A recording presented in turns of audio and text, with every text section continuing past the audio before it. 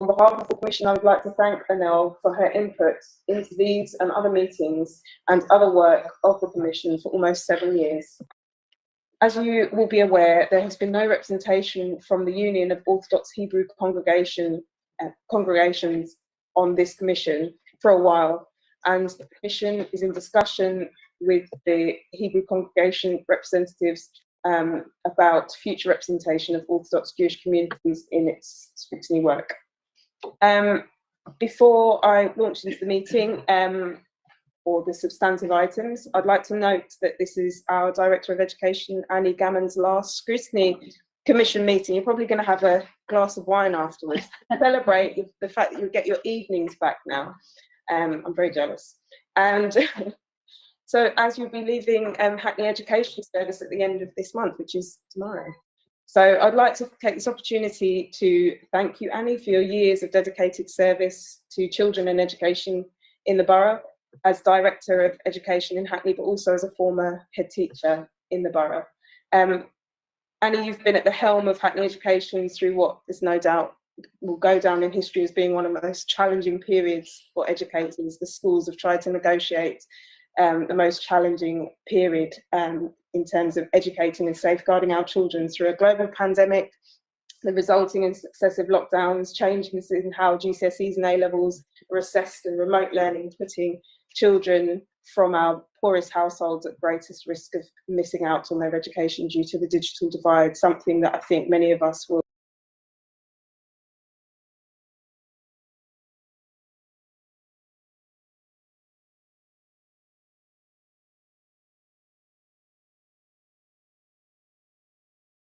all agree that you responded to incredibly well, and thank you for that.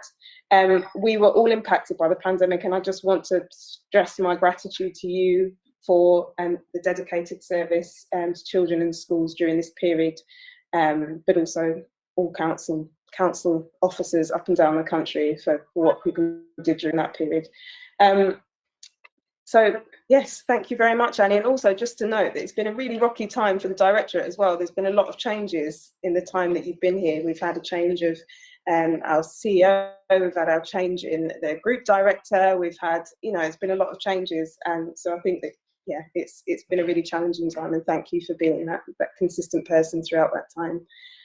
I think that Margaret may want to say a few words. Yes, thanks very much, Chair. I've probably known you possibly for longer than anyone else on the Commission in various different iterations or various different circumstances. Yeah, and I think, I mean, you've done obviously, an amazing record service to Hackney's education.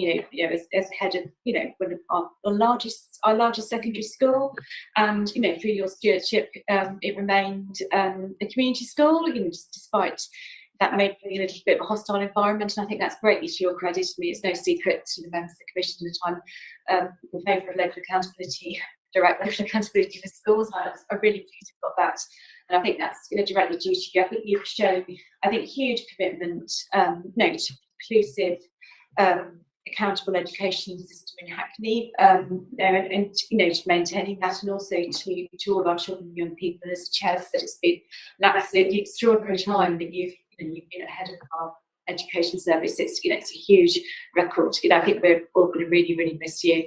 And thanks so much for the all the the engagement that we've had with this Commission. You're really sort of, I think, you're very thoughtful, a conscientious response to all the various challenges, I'm afraid, that we've thrown at you over the years. And it's been a huge pleasure. I think we'll really, really miss you when you're gone. Thanks so much. Thank you very much. Sorry to you. Yeah. So that's sort of there's just been so many things. So now moving on to item 1. So apologies for absence. We've got apologies for absence from Councillor Laudat Scott. Any other apologies? Councillor Caroline Selman, Councillor Sheila Susaronga, and Diane Benjamin. Thank you. Now moving on to item 2, there are no urgent items and the order of business is as published. Item 3, declarations of interest. Do members have any declarations of interest? No. In which case we'll move on to item 4, our first. Oh, sorry, Joe. Governor of St Thomas Secondary School, also a parent of a child with additional needs. And do we have anybody? I think Salma, do you usually?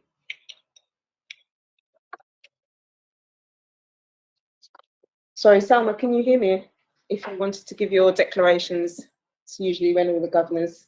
I know, it's fine in this meeting, thank you. Is that okay, Martin? Yeah. Yeah, great. Okay, moving on to item 4, so the recruitment and retention of foster carers. So the Commission completed a review of the recruitment and retention of foster carers in 2018, which contained 10 recommendations to the Council. The Commission has received a number of updates before today, the last being in October 2019. Having been approached by Hackney Foster Carers Council, the Commission agreed to revisit this review to reassess the Hackney foster carer offer and to ensure that there is sustained progress in the recruitment and retention of in-house foster carers. There are 2 reports in the agenda pack: the recruitment and retention of foster carer strategy update, which is from page 13, and then the update on the Commission's recommendations, which is on page 31. To support this session, the Commission undertook a local consultation with local in-house foster carers, supported by Hackney Foster Carers Council. The Commission held a consultation evening on the 31st of August, where we met 10 local foster carers. This event was supported by a survey for which we received 48 responses from foster carers.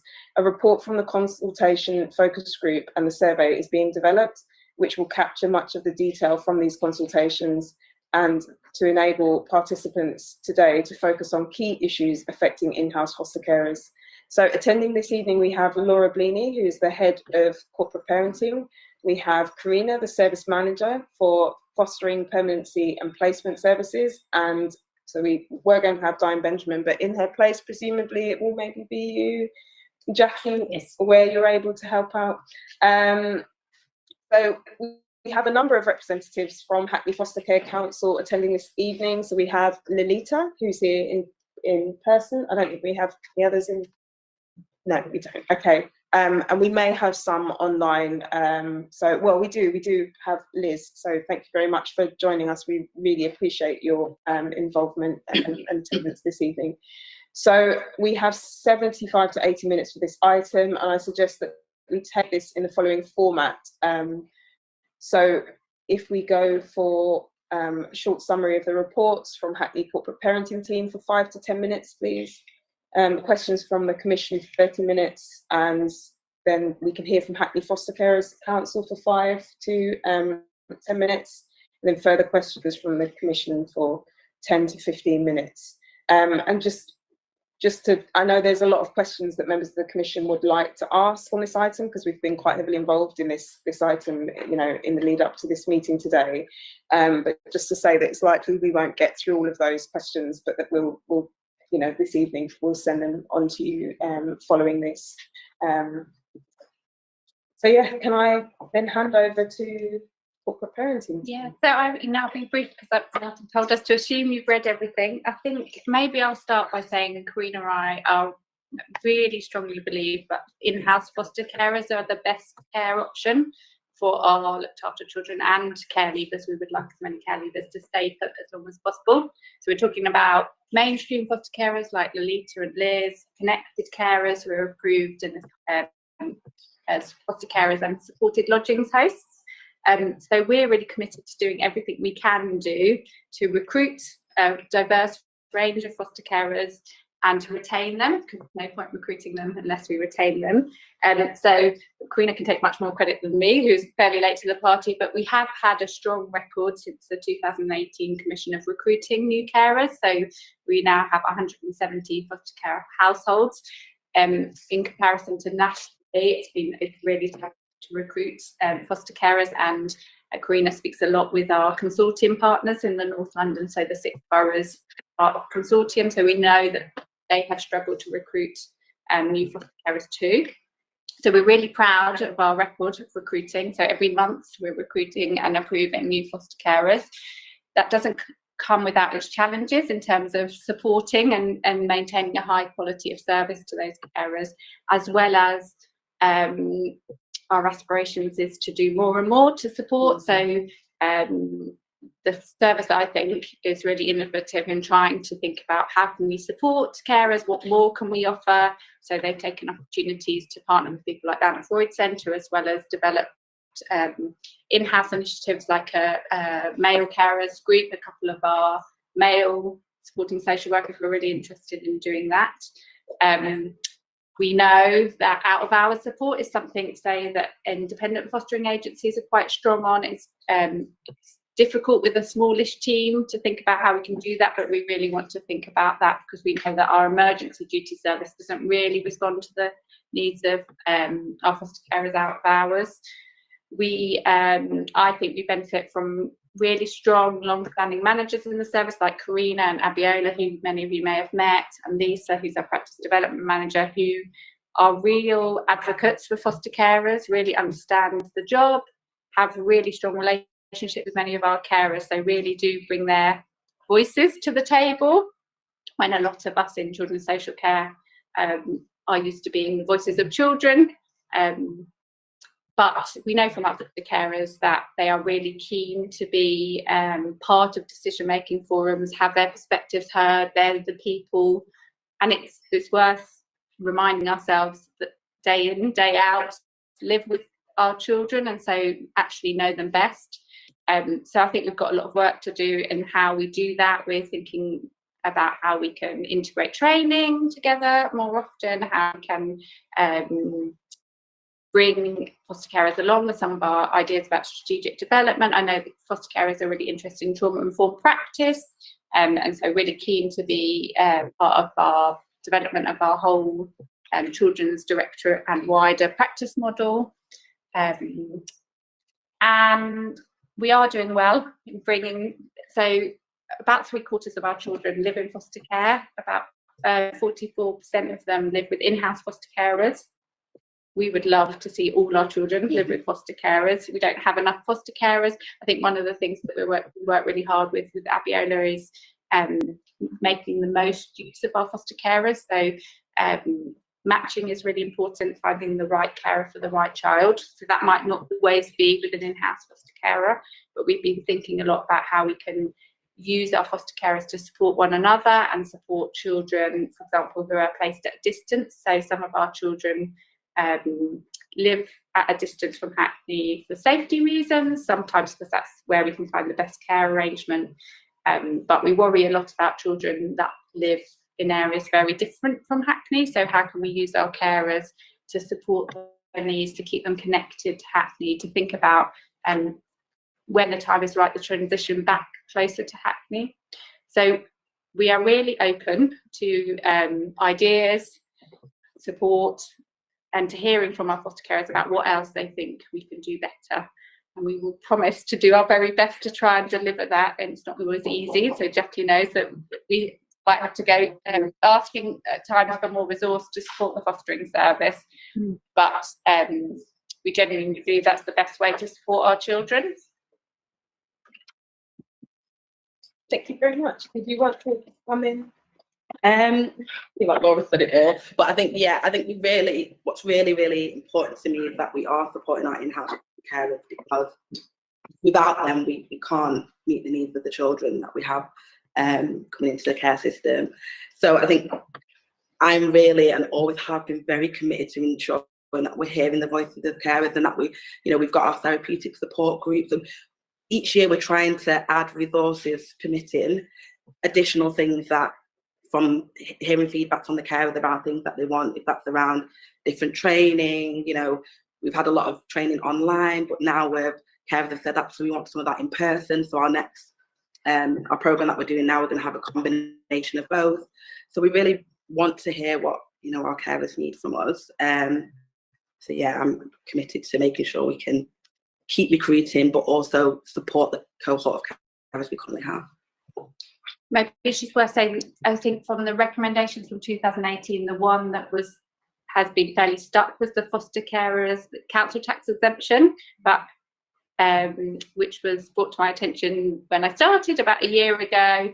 We do have a very clear plan to put that into action now. So we'll come back to some of you through various meetings in the hope that then it will be ratified and part of the next financial year, that there will be exemption for council tax for carers in Hackney, and then something, an offer for council to make a contribution for those living outside of Hackney, because we really thought, I think we've had a lot of conversations about care leavers and foster carers about fairness and equity. So we really, I think originally we were thinking we want to offer something for foster carers who live in Hackney, because we would love as many of our carers to live in Hackney as possible. But actually, the more we thought about it, the more we thought we want to offer something for all foster carers.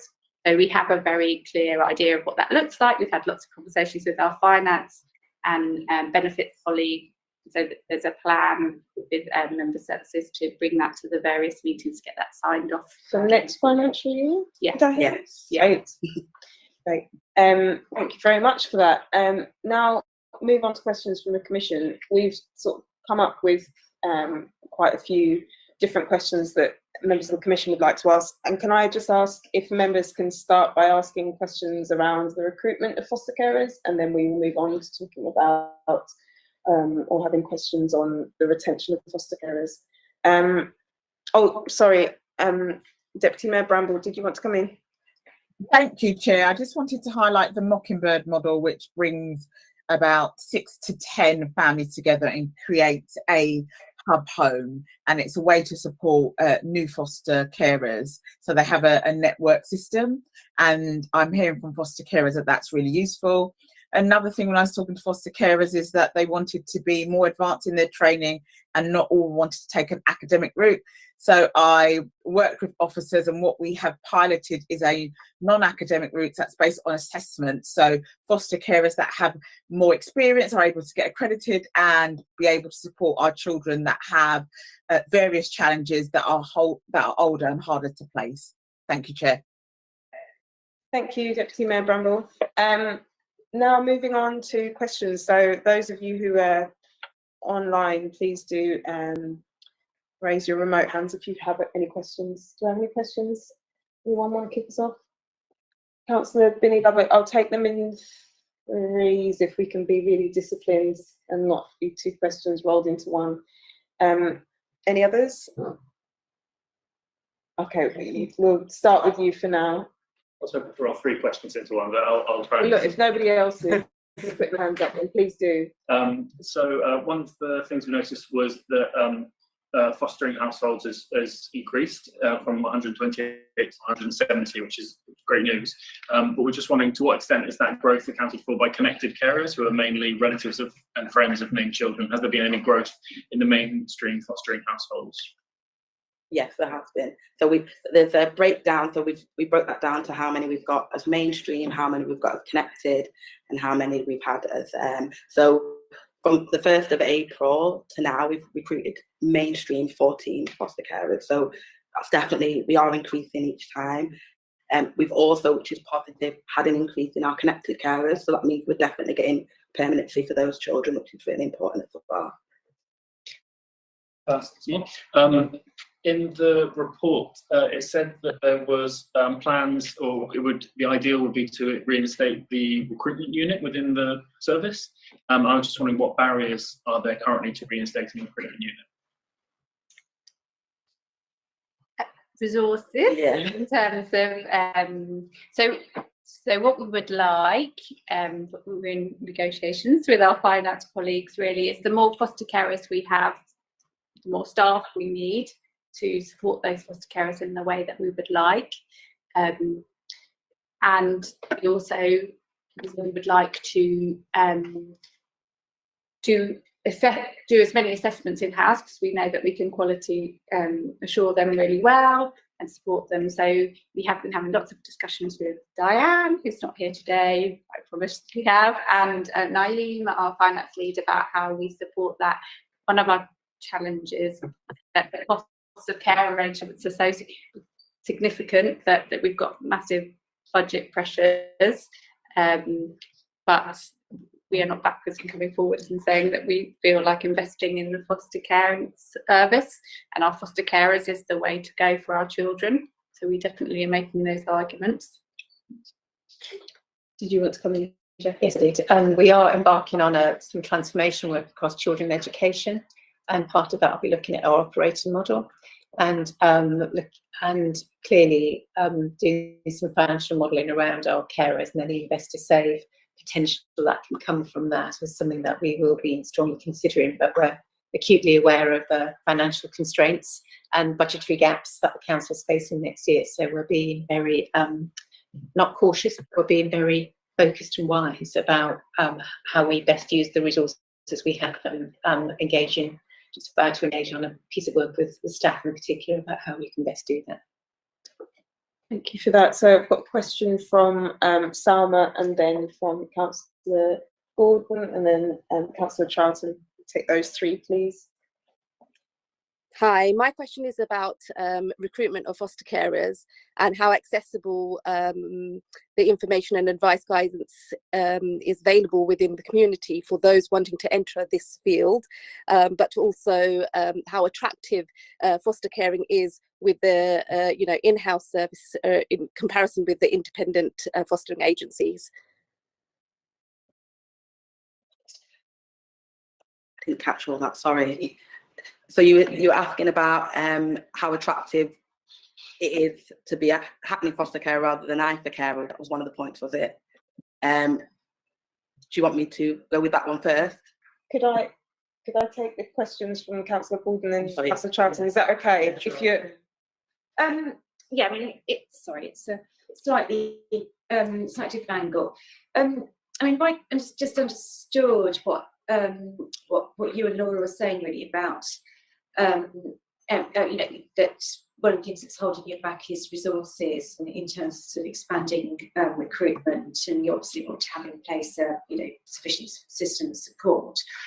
If I were to stop what you're saying, Laura, you're not always finding that a challenging argument to make within the service. I may be misquoting you or misunderstanding you, but I mean, I think the relative costs of foster carers, particularly foster carers directly care, which I think we've all said is the best standard of care for our children. That's our aspiration. Relative costs compared to other models of care, it seems to be. It's a bit cliche, it seems to be a no-brainer that this is the best model. I don't really quite get why we're not investing more in it. So I don't know whether that's whether you're having difficulties means within the service, or whether that's accepted. I'm really grateful for everyone's comments on that. sorry, just to confuse things, I'll just add something onto that one, because we were talking before in a pre-meet about the fact that we don't actually think that the figures that we have are like for like in the because the cost, let's say, for a independent a foster care from an independent fostering agency, let's say what, £800 a week, that includes the social worker, right? So what is then the cost? If we're being told that the cost for foster carers in Hackney, the in-house is what, £400, then does that include the social worker? So the cost of the IFA that we pay, the IFA, obviously an IFA is a business, that's what they are, they're a business model, so that's how we need to think about it. So if we pay this business £1,000 a week, the business may take 50% of that, and they may pay their carer 50%. So we're paying that business, not that carer, if that makes sense. So the local authority is paying the business, and then they make a decision around, okay, a lot of IFAs might pay their carers, 50% of that £1,000, and then the business takes 50% of that. So if that makes sense. It does make sense, yeah. But I think for the purposes of this piece of work, it would be helpful for us to see actually what the equivalent is then for the council, because like we keep saying, oh, it's twice as much, but actually I'm hearing, the sense that I'm getting is that maybe there isn't quite the impetus behind it, because maybe the distinction is actually not as great as we maybe think it is. We did that. So on average, in local authorities, I think, and Karina did quite a lot of work, that one fostering social worker would support 15 fostering households. So we did that piece of work, and if it isn't in, we could share that about, looking at how much a social worker costs, and adding that to the weekly cost. So that does add some. The difference is still quite stark. I would say that there is a definite agreement from Diane that yes, we need to invest in our fostering service. It is a no-brainer. It's just working out with our finance colleagues and how we do that in the constraints of the budgets that we have and the constraints that we've talked a lot before about different cost pressures on children and family services. But I do think that in principle everyone's in agreement that we need to find a way to do that. In terms of the in-house versus IFA, I mean, Karina knows much more about IFAs than I do. I think lots of IFAs are run as a business and they have quite shiny offers. My experience from a children's perspective is they can be wildly different in what they actually deliver. So some carers, some IFAs seem to be very well run and offer a really good deal and have strong local networks, and some seem to be quite patchy. I think what's happened nationally is a lot of small fostering agencies that have been set up by people with really good intentions and really want to deliver a great service have been bought up by bigger companies, and then sometimes we see that then the standards go down.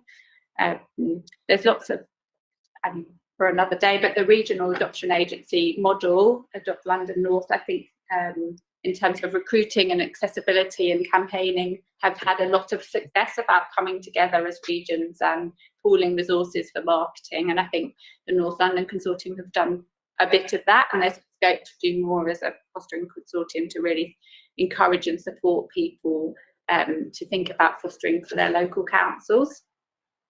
Can I ask the consortium, we are supposed to offer the same amount, the same financial package? Not the same financial package. So we look at what all of the consortium, what we try to do is to ensure that we're all in line. So there will be some anomalies here and there because geographically there might be, like Enfield is a very different demographic to Hackney.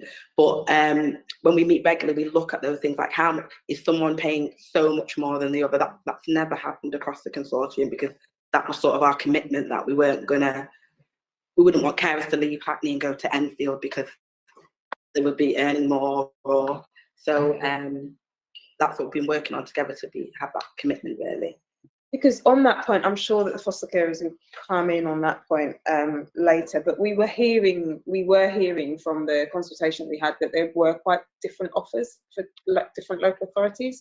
Forgive me, was it Islington being mentioned quite a few times as offering, for example, retainers And Camden. And Camden, and offering financial support during the assessment stage, was it? During was allegations and where they don't have a placement for a period of time. So we got a retention, they had a retention package. So although this is sort of straddling a bit of retention, it seems as though it makes it a far more attractive offer if you feel you're going to have that sort of security. I know that we often don't like to talk about money because we'd love to think that people just, do what they do because they want to do it, but we've all got to eat, haven't we? So the money is important. So is there any work that's done to sort of assess the different offers in that regard? In relation to that, Chair, I will speak to the consortium because that's new information to me, so it's helpful. And I think if things do come up, like if foster carers attending meetings and these things come up, it would be great if it comes to me as service manager, and then I can have a look into that. So yeah, I'll definitely have a discussion with them. But it hasn't come up at our consortium meetings before that we pay these retainers to their foster carers. So it'd be interesting to have some discussions with them about that. There's a lot of commitment, I think, to looking across at what each other offer, and Karina was saying in terms of the cost of living crisis, there's been lots of discussions about what is each consortium borough doing to try and keep vaguely in line, and Karina was explaining to me because there's slight nuances in some local authorities will offer a flat rate for children of any age, some will offer different rates for different ages. So Karina's impression had always been that it's roughly in line, but I do think as a principle, which there is a commitment to staying in line. And I mean, there is an argument to be made that it would be very helpful if everyone just offered the same. And I think that probably is the direction of travel, really, in trying to come closer and closer in line with each other. And that's certainly been really helpful in the regional adoption agency, because we don't want to be in the market is really fierce, and it's not very helpful from my perspective, and we certainly don't want to be in competition with our partner boroughs. Was your question connected? Yes, it was. Just really quickly, if that's okay. Thank you. Yeah, I mean, I also agree we shouldn't be having markets in childcare. Yeah, I mean, I just really, I don't know, Karina, how much sort of information is shared really about the whole package across the consortium, really. And there's obviously, it does sound, you know, in terms of retainers, but there are other levers. The local authority, we've mentioned, you know, mentioned council tax. I mean, I don't know how much information you share across about the whole package, and then there'll be other relevant things like training and support as well. So it might be useful to get more of a overview.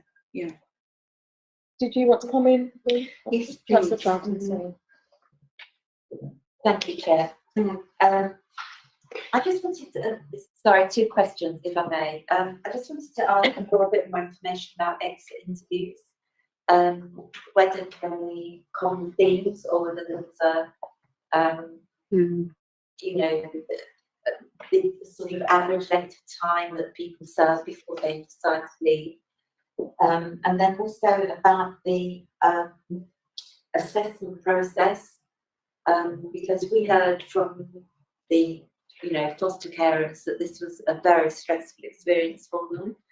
And I just wondered, you know, when, you know, how tied you are to the current assessment process that you use, you know, when it was last reviewed, you know, what ways are there for a more gradual entry into, you know, the service, you know, to kind of, instead of keeping foster carers waiting so long for the end of the process, are there other things that they can do where they can be remunerated, that incorporates training as they're going through the process? You know, is there a threshold that they can cross and you can say, well, yes, we think, you know, this person is probably suitable, and although, you know, there may be risks around that, maybe those are manageable risks that, you know, would support service in a more general sense, if that makes sense. But, you know, we did hear very much that, you know, this assessment process was,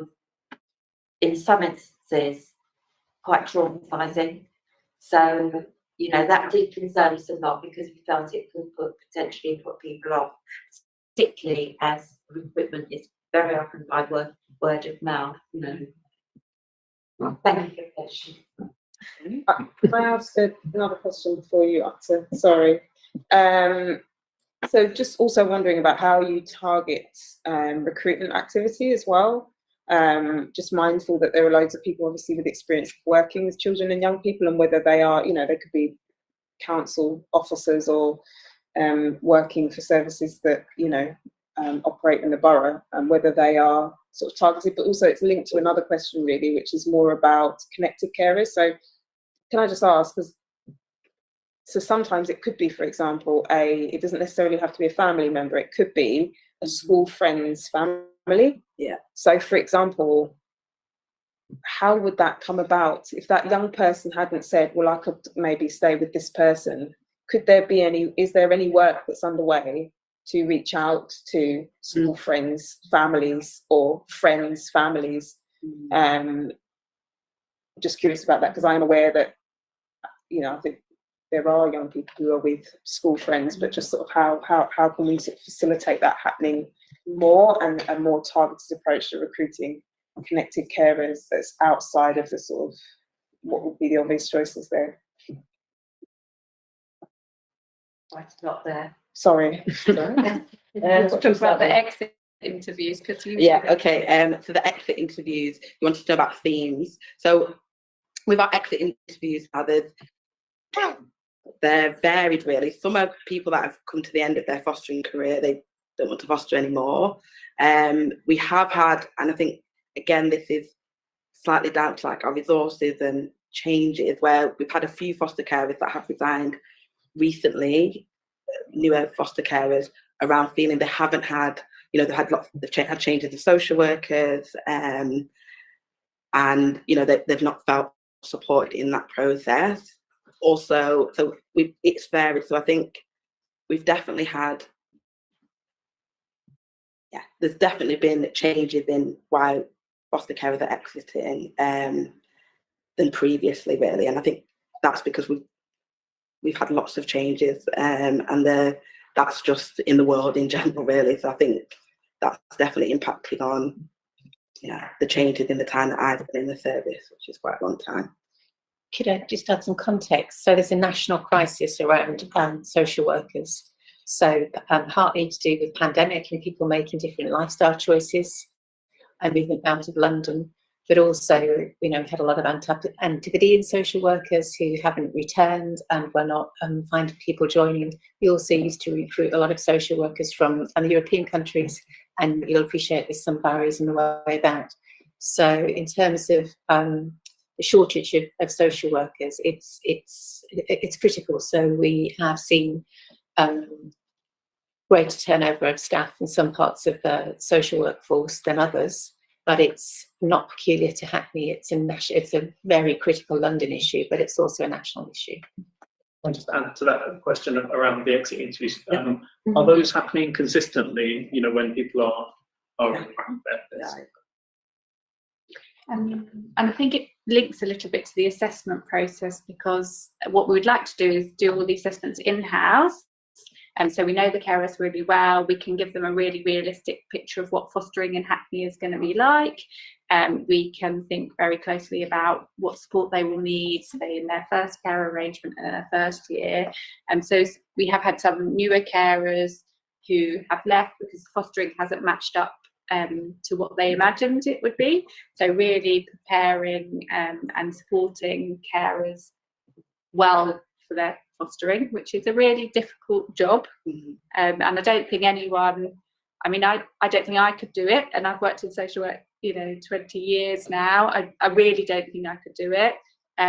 So you have to take your hats off to foster carers, really. But I think it is about assessing that, and we have had also some carers who've had very long assessment processes because we relied on agency social workers to do those assessments.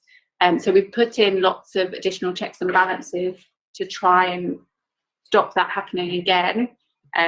But like we trust our in-house foster carers more than any other foster carers, we trust our staff more than other staff. You know, agency staff where you don't know them so well, you don't have so much oversight. I mean, to say fostering actually has a very stable workforce compared to some parts of the system, but where there have been gaps, I think maybe some carers have experienced more changes, because then we've had to kind of redistribute to make sure everyone's got someone to support them and well match their needs. And I totally get that that's not a good experience for people.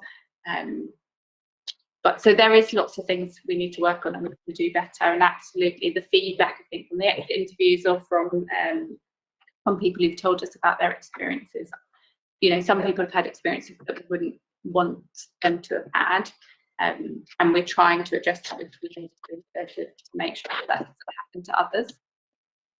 I think just to add to the assessment process. So the assessment process is from start to finish should be an 8-month process, which sounds very long, but the actual, so the carer, the prospective carer does do some training before they even start the assessment. So they do something called the skills to foster.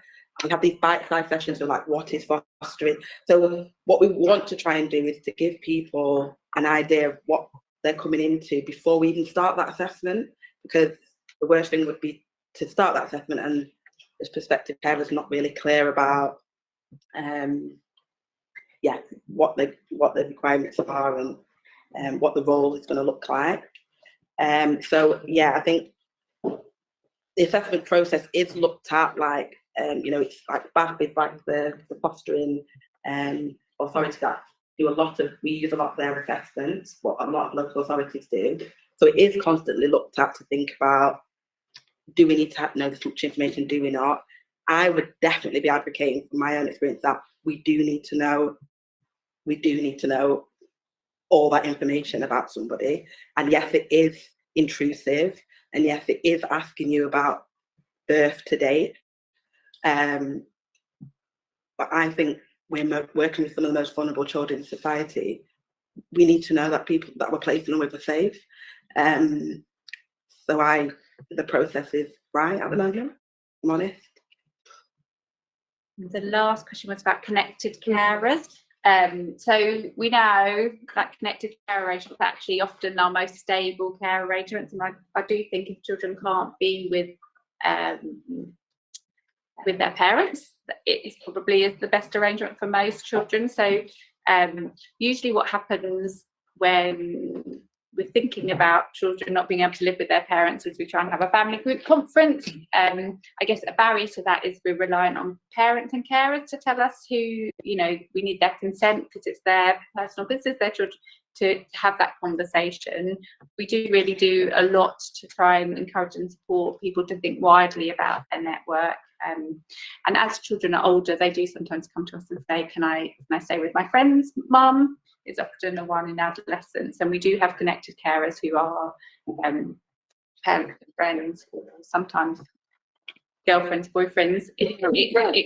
That can be tricky sometimes because it puts a lot of pressure on that friendship or relationship. But I know, because we talked about this with Edge of Care, I do think, and I'm really pleased that we're seeing more and more connected carers, because also the alternative to that is there's quite a lot of pressure on connected carers to become special guardians, and that's right for lots of children, but for some children it's better to stay looked after at least for a while, because they're quite complex dynamics. I think if you're looking after your friend's child or your sister's child or your daughter's child, that sometimes having that extra layer of support from that child being looked after is helpful.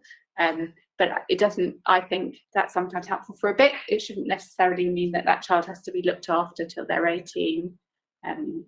But I do think, I mean, we had this conversation before about collecting. There is some work we could do in the community to let them know about different options,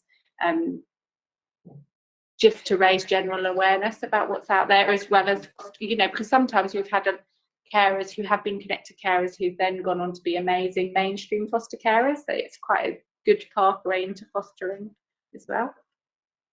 Before I bring the others in, I have to say, whenever I'm hearing about us having challenges with our workforce, I always immediately start thinking about our apprenticeship programme, because also what I keep hearing from the foster carers as well is that there's a real need to have foster care, to have social workers in the borough, reflect the borough, who know and understand the children and young people, but also whose homes they're likely to be in. Because I think what we were hearing about the assessment process is that it perhaps wasn't always as culturally sensitive as people had hoped. So yeah, is there anything, I know that we don't have our colleagues from the right departments in the room, but is there anything, you know, because you can do, what is it, frontline, the course that you can do to move into, you don't like frontline, Not that I don't like frontline. So frontline, you have to be graduate. Yeah. And we don't have frontline. We have had lots of students that step up, which is a similar scheme. We have lots of students from Middlesex that stay on to become first year students. So we have a really strong track record of that. And we currently have 4 social work apprentices. So they were working in our children's social care. So I think 2 were from Young Hackney, 1 was from Early Leaving Care, and 1 was from Young Hackney Substance Misuse team. So I definitely think, and I've heard Jackie talk about it, that growing our own, offering opportunities, especially to our care leavers, is a great way to go. And there is a number of staff, I think Lisa might have been from Hackney as well originally. You know, it does make a difference. It does really make a difference. I think one of our new ASYE who's just started to do in Hackney, so she's looked after children and social workers. But yes, I absolutely agree. And I think is that something that we might be able to expand at all? I know that we're talking about there being some financial, like, investor save commitments. Is that likely to be something that would factor in that? So we I mean, the finances around apprenticeships are quite complex because obviously the apprenticeship levy, it pays for the course fees, but it doesn't pay a salary. So it's about, you know, if you have a cohort 4 and you keep doing that, you're paying 12 additional salaries every year. So we are kind of looking at the financial modelling around that. That's on top of your establishment. So I know in adults, they have been, adult special care, they have done some work around that we are looking at. Maybe that's something we can look at again. Councillor Tevitt-Deloff and then Sabine Lubbock. Thank you. Hi. I have a lot of questions, but I mean, this is a very difficult sector as well, isn't it? Because it involves a lot of social aspects. I'm a mental health therapist, and definitely during COVID, you can see an increase on how space has been a major player for emotional distress, and people that are in overcrowded accommodation has also been impacted by this. So my question is around that, and that I have 2 questions. So one, I'm gonna kind of push a bit on terms of the exit interview, just because it offers data. Because with recruitment, we're talking about, you know, you said that there are 170, yes, and we have with these exit interviews or through this recruitment crisis that there is, do we have, say, three identified topics as to why we know that there is this crisis and why people leave? And most importantly, why people perhaps don't feel like they want to return. I think within the teaching sector, we have identified part of that, and then now we see why we have seen a decrease in teachers actually leaving the profession within 3 years. So I want to know if within foster care, you have identified that there is a pattern, that people perhaps start excited, you know, they do go through this process that is this difficult assessment process, but at some point in the journey as a foster care, they leave. So I think understanding and identifying that could help us then take a step as to what do we need to change. Within that, I heard that I think you said that you admire the work that the care fosters do, that you wouldn't do it yourself. My question is about the senior team. How much of the senior team, or how many people in the senior team that manage the programs have actually been foster carers? So then to understand what are the ins and the outs of the people that work and they do the job, because that may be related as well to the reasons why people leave, perhaps because they are doing a job that perhaps that not necessarily reflect the understanding of the senior team who are managing these projects. And the last one, I'm very sorry, is I truly want to understand what is the benefits to the child, to young person, from having an in-house foster care to the independent. What are the differences apart from the financial side? What is the actual difference to their well-being, their welfare, if there is any that you have identified? Thank you. I'll leave you with those 3 questions. I won't include any others for the moment, but I think we've naturally shifted over to retention as well, which is, I think, Mark's, you wanted to come in on retention as well. I was going to say one thing about recruitment as well.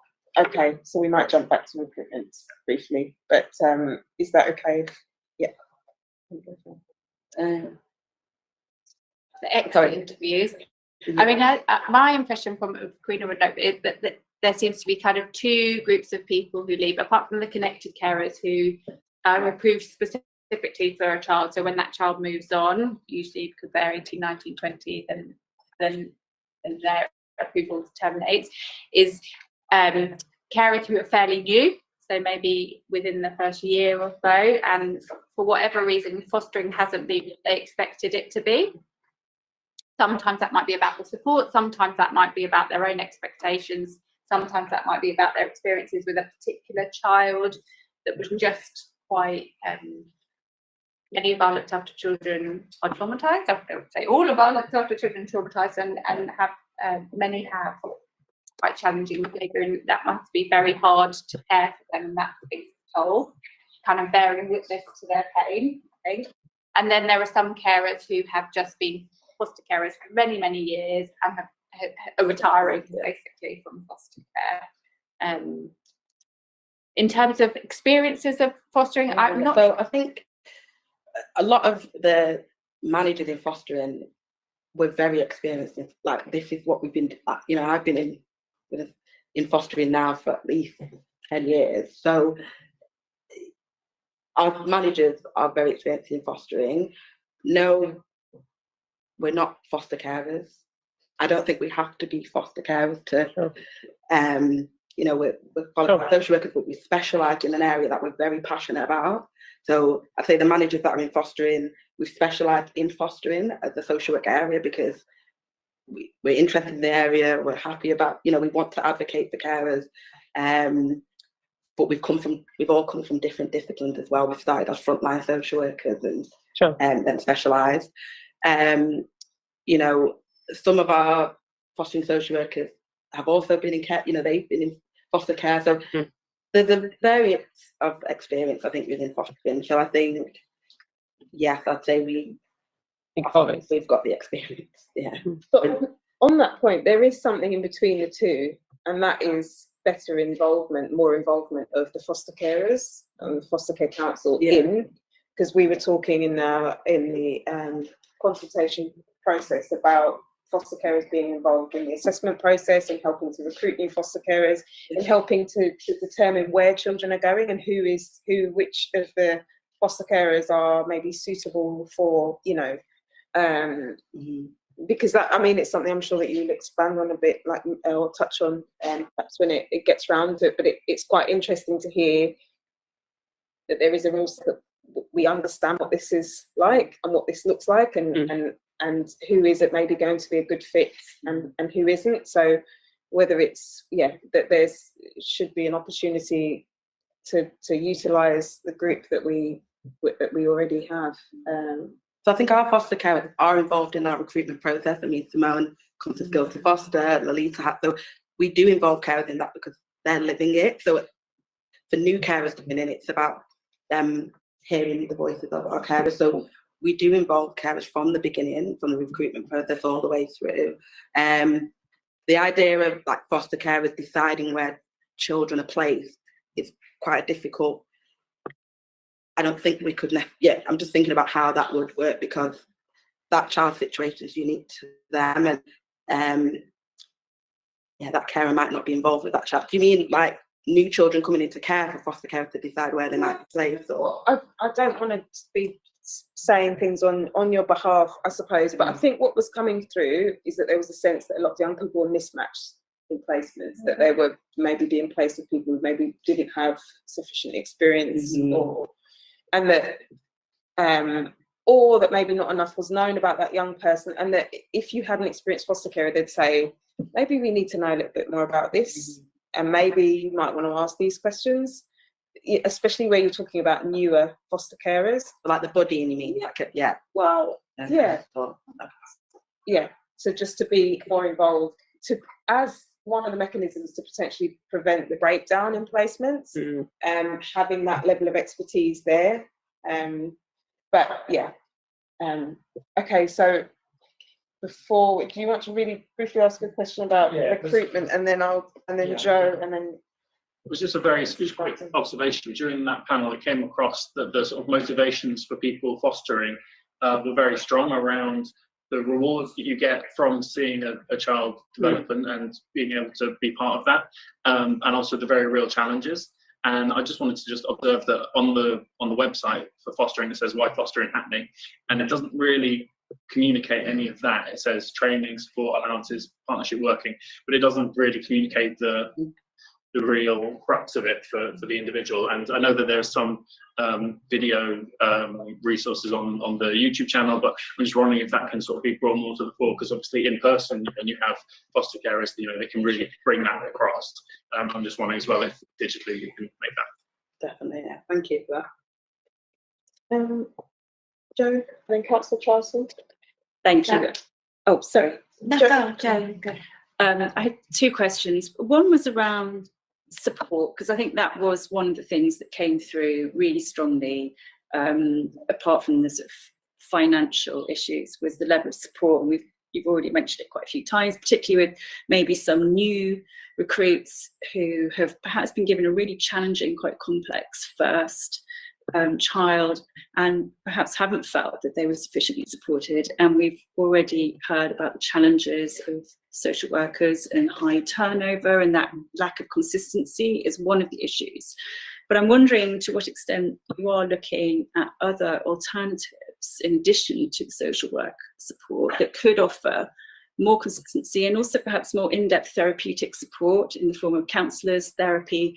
Most caring professions would have some kind of clinical supervision or individual therapy offered to them in what is a really challenging, emotionally challenging role. And we're hearing about more and more complex cases that are coming through the system as well. Has that been considered? I know, again, it always comes down to resources, but investor save, it's actually cheaper to retain people who have gone through this grueling process, have been approved. They have this incredibly strong motivation to want to do the work, but they do need real support, I guess. That's the first question. And the second one was actually more around sort of the finances. One of the other things we heard about was the different levels of pay, and that those are connected with levels of training, but that didn't always seem to match up with the complexity of the children that were being allocated. So, for example, a foster carer who had only done level 1 training but was being allocated a very complex child who perhaps it actually was more of a level 3, just terrible language, but they're not being paid, if you like, because they've only got the level 1 training, even though they're actually delivering a much more complex sort of level of care. That was one of the other things that came through. Is that something that is being looked at or could be looked at? Yeah, so we have Abiola, our in-house matching officer. Prior to having Abiola, there was lots of children being just placed with different carers. There wasn't that actual thought about matching, having matching meetings, having lots of meetings with lots of professionals, with the carers involved to talk about the young person that was coming into their care. So the matching, I think the matching is in a good place. Of course, the children can be matched with a carer, and then when they feel comfortable, behaviours come out that we're not aware of at the time of that match. That's going to happen because all the children are traumatized. So yeah, I think in relation, we're thinking about the matching, we definitely do not just think, right, we're going to place this really complex child with a brand new carer. Abiola doesn't do that. But I think all our children, a brand new carer might be waiting a while, but there's not going to, that's why the matching is really important, because all the children that are going to be coming into your home are going to have some difficulties. There's not going to be you're a brand new carer. And so that's why we have a lot of those meetings to make sure. Sorry, go ahead. I was going to say, even out of hours. So when our out of hours team are working evenings and weekends, we have someone from the fostering service on call to immediately see if we've got availability in house to do some proper matching. Now that's very few authorities would do that. And since we started doing it, we've seen an increase in and some good placements for some working-class carers, and that's out of hours. So that's. I guess the question was partly around that. It was partly around the perception that we were getting feedback on, that perhaps that the level system, and that may need some reviewing. Yeah, we could definitely look at it. The levels are not linked to children. I just want to make that clear. No, I understand linked to your level 3 care. The levels are linked to the training, and your experience. But we don't say this child is a level 3 child. No, I know, and but I just wonder whether there was I think there was a sense that perhaps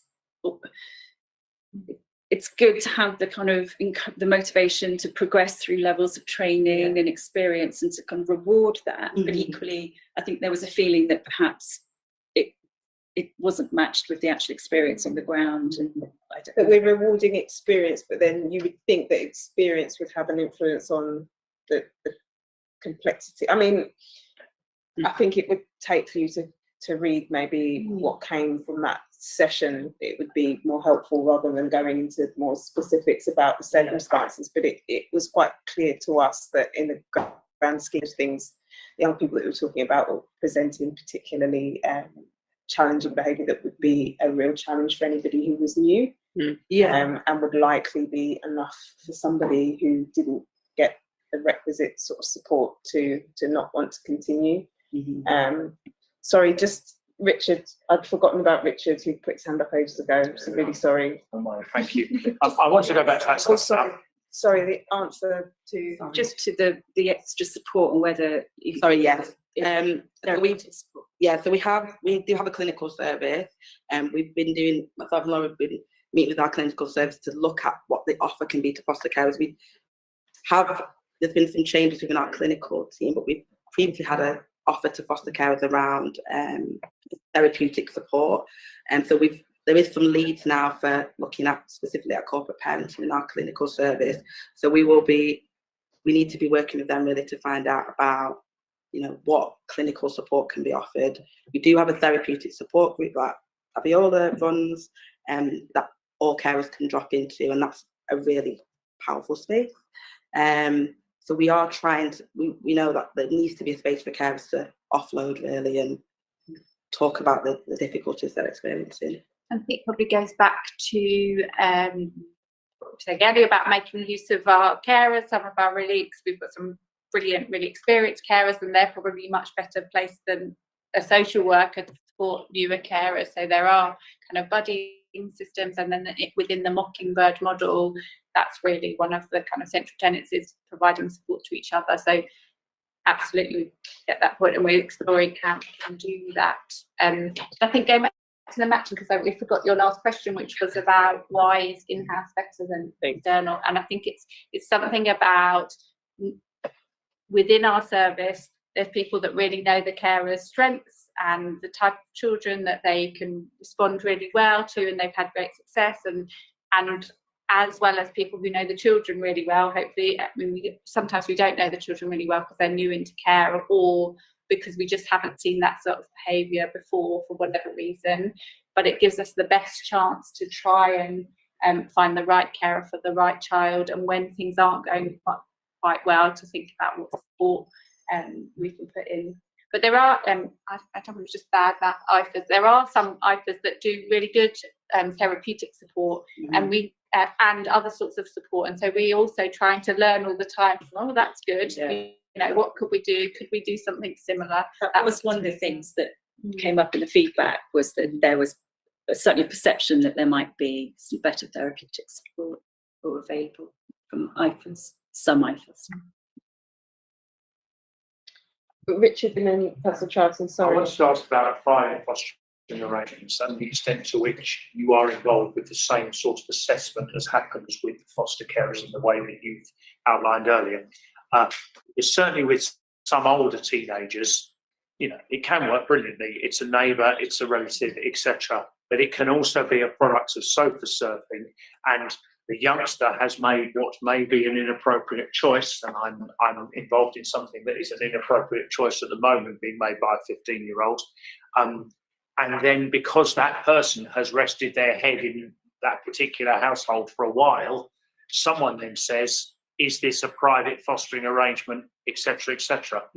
Are you involved in that? And is there a level of scrutiny around this, which I'm about to say I don't know much about, if you like?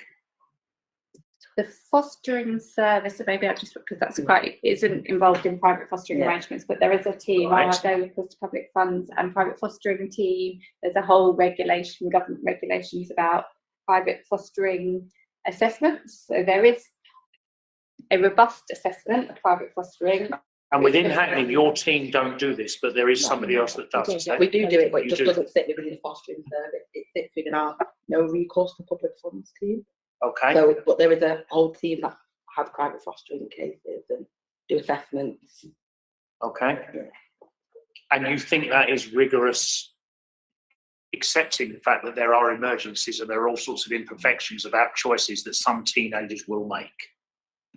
I think if there were safeguarding concerns about an arrangement, then that would be dealt with as a safeguarding issue. And with teenagers, as foster carers know, it's very difficult when they vote with their feet to make them go somewhere. But I think the whole point of private fostering, I think it came out of Victoria Kimberley, which is a whole lot of story, but it's really to recognise the vulnerability of children who are living away from their parents. And so there is quite good rules about how that's assessed and supported. And if we were concerned about a child's safety or well-being in an arrangement, we would work really hard with their parents to try and the child to think about an alternative arrangement. And if we needed to, we would seek legal advice about what we could do. Okay, thank you very much. We'll just have a last round of questions, and I think we're going to have to move on, but just there's a lot of questions that we have that we really do want to ask, and we will send them to you if we don't get to ask them. But final round of questions. So, Councillor Charlton, anybody else? If not, I will ask the final two if possible. So I just wanted to probe the issue of the investigation of allegations, because this came up quite a lot. So the first thing is that it seemed that it didn't matter about the seriousness of the allegation. They seemed to be treated, you know, in the same way. And also that if, you know, when a child was taken from, you know, the foster home, payment ceased. So, you know, I mean, this, I think, is seriously a retention issue, because this didn't happen in the private environment. So really what I'd like to know is why, you know, there isn't a tier of seriousness. I mean, for example, you know, we heard about, you know, allegations that around management of money, and that, you know, foster parents had, you know, withdrawal of, you know, money as a way of managing discipline, you know, and stuff like that. And that was, you know, an investigation, and, you know, the child was moved. So it seems completely out of proportion to the issue. But the fact that payment stops, you know, I mean, what a disincentive. Can I just say, we have allegations, and sorry, do you want to ask a question first? Yes, I mean, it's connected. It's not connected, but it's slightly different topic. So Can we just do Answer one question first.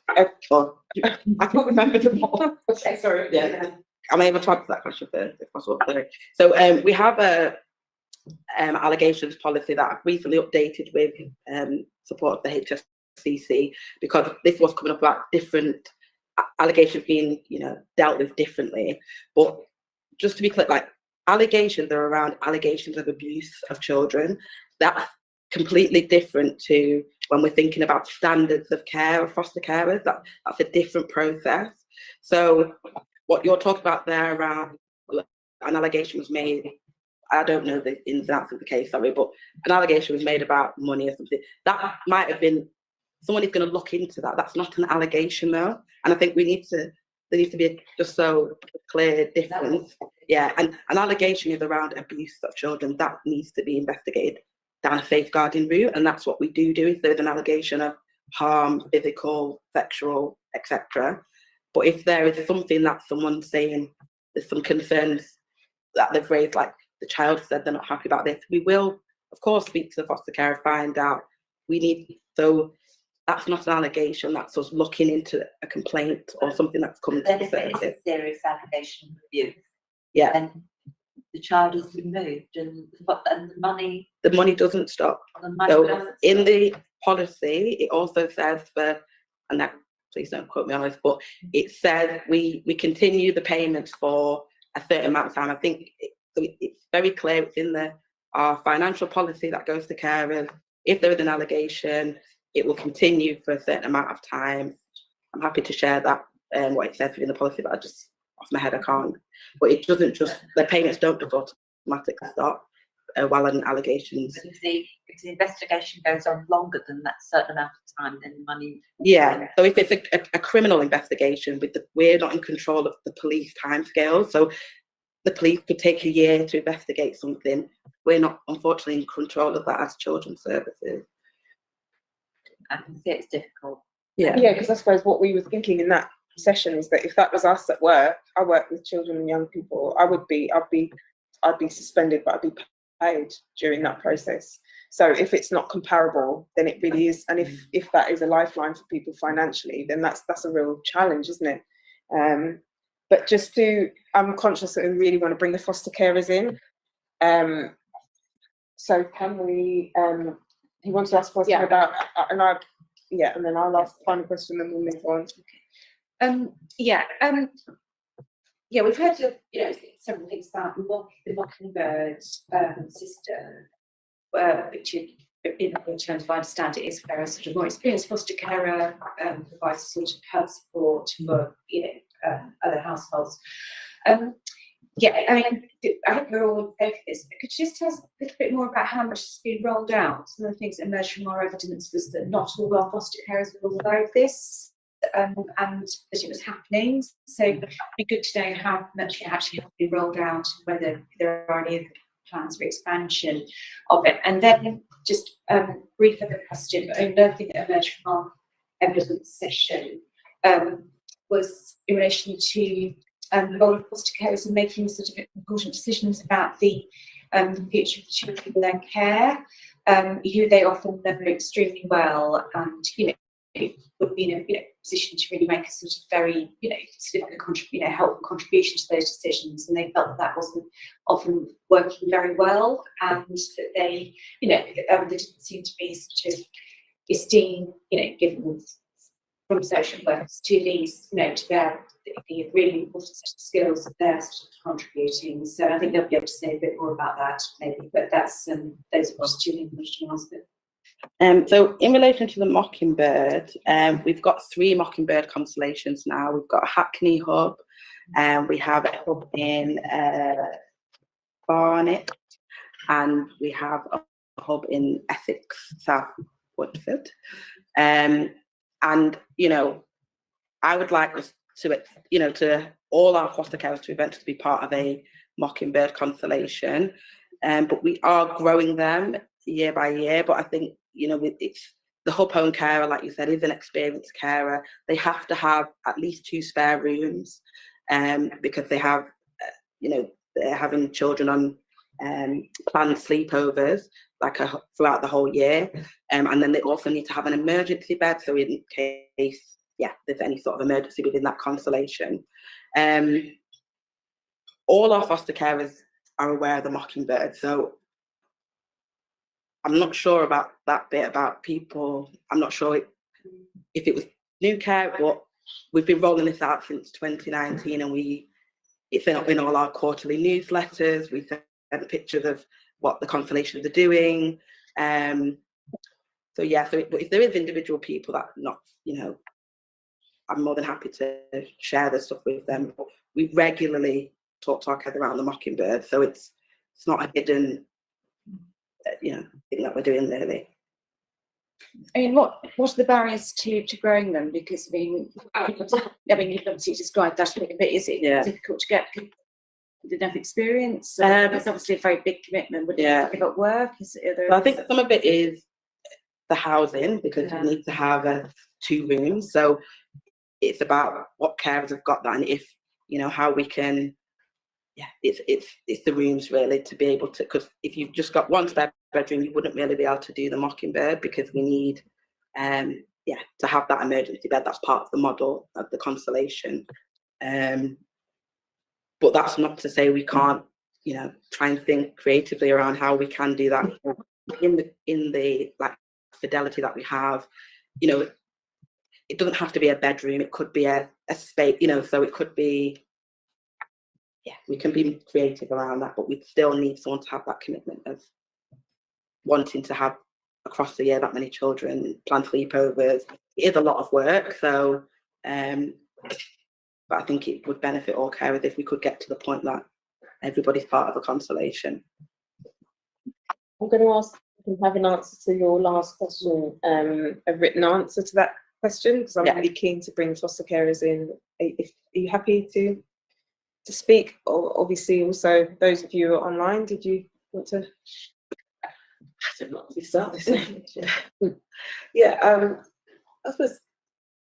Firstly, we just want to say really grateful to have this space, and what we are here to do is just to try to find resolution to the things that so many foster carers find frustrating and sometimes just get lost in communication. For example, in terms of not knowing about Mockingbird, it may have been the comment of one particular carer. Yeah.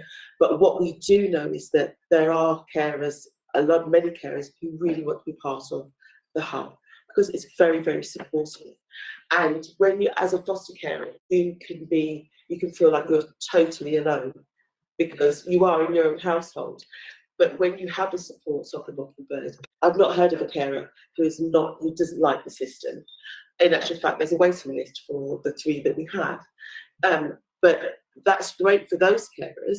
And how many is in each hub, is it? So I think they're varying, but I think there's 6 in one, up to 10 in another. Yeah, so even if we called it 10 in each, that's only 30 out of 170 carers. Yeah. So in terms of the support that we need, that's a really good support. But one of the problems, if we just go back, I'd take us back to the title of recruitment and retention. And for many of us, we are here because we want to help. And if we really wanted to, it was all about money, or I've gone to Islington, or I've gone to somewhere else. But you want to stay where you are because this is where I live, and it's a commitment that we want to make.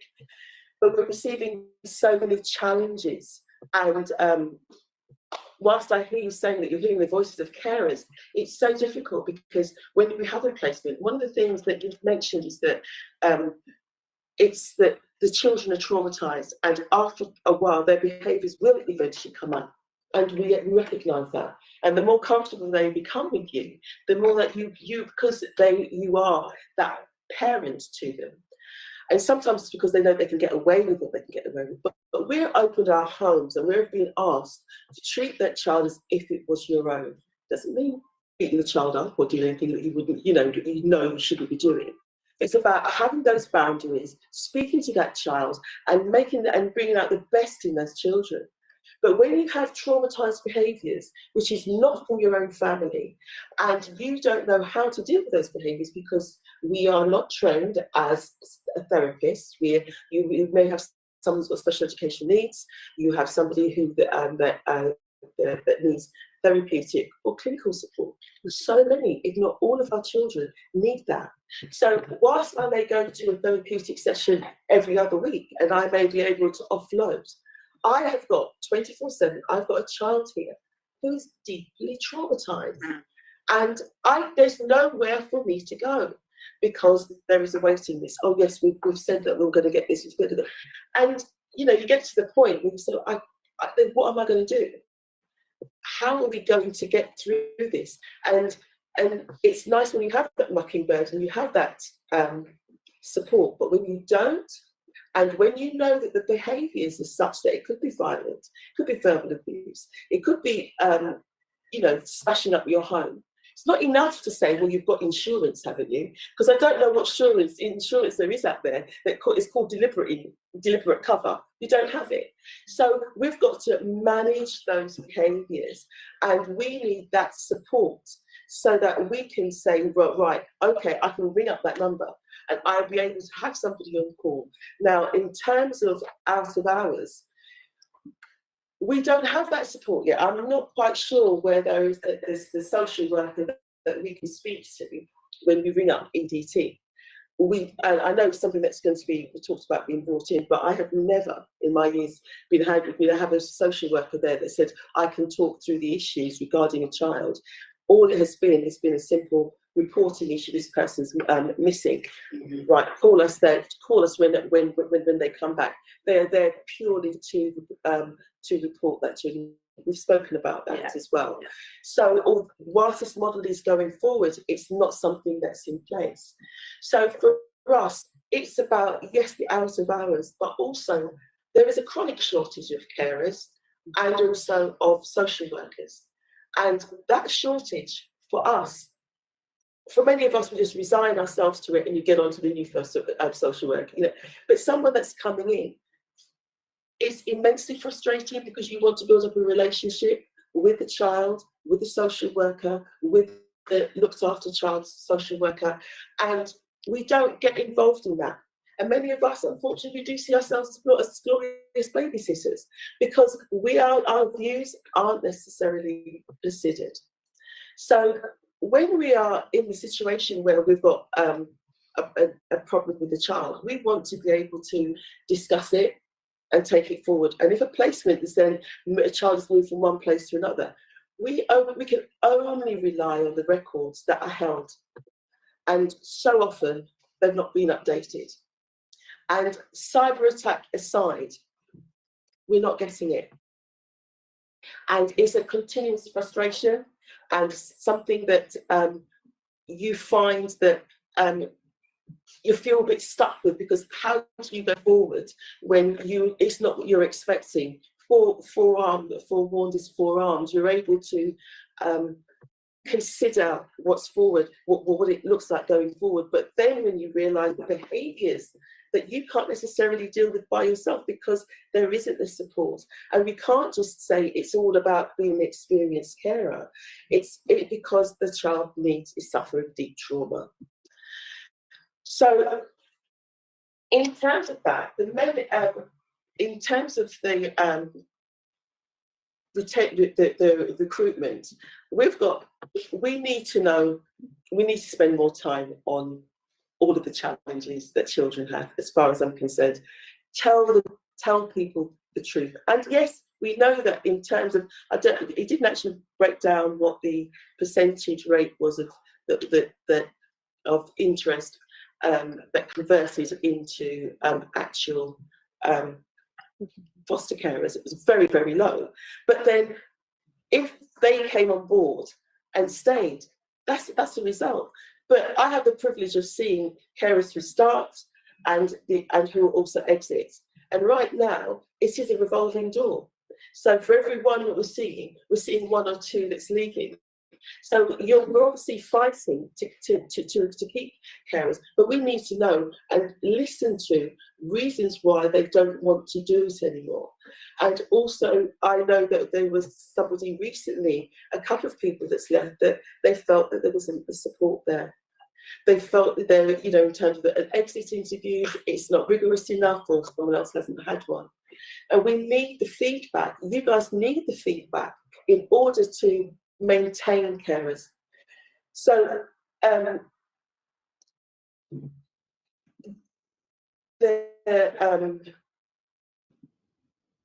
in terms of the allegations and standards of care, which is what put so many people off, and so many people do leave because of even standards of care, which I even learned quite late that is lesser. It's a lesser offence, if you like, than an allegation. But knowing it, and we just, as we said, we worked together. Karina and I worked together, and Liz, and we were going through that. But it's something that is a piece of work that's never been done before, and just made transparent to carers that this is how the system works. So there's so many things where I feel that there is a lot of firefighting, and we need to put a lot of policies in place, which is what we're doing. But in terms of how it's being dealt with and how you're treated when that's gone through, that I don't feel that there's any difference with the way I'm treated for a standards of care to what it is for an allegation, because immediately, and we've seen many carers I know being the chair who have said that they haven't received payment. As soon as a child has left that placement, this payment has ceased. But we can visit that after. But that is the reality of what I've been told, which is why it was brought up. And so what we'd like to know is more about what the investment in carers would look like. And in terms of, I know it's a challenging job and not many people would like to do it, but this is the reason why I think it's probably a good idea for anyone who is as an apprentice on a step up now on first year students, or you grow your own, whatever it is. They need to spend time being a foster carer because nobody seems to understand what it is. And the only carer, foster carer, social workers that I felt has fully understood what it's like to be a foster carer have been social workers who've been parents themselves. That's what I found. I don't know. Oh, okay. Susan, did you want to say something? No.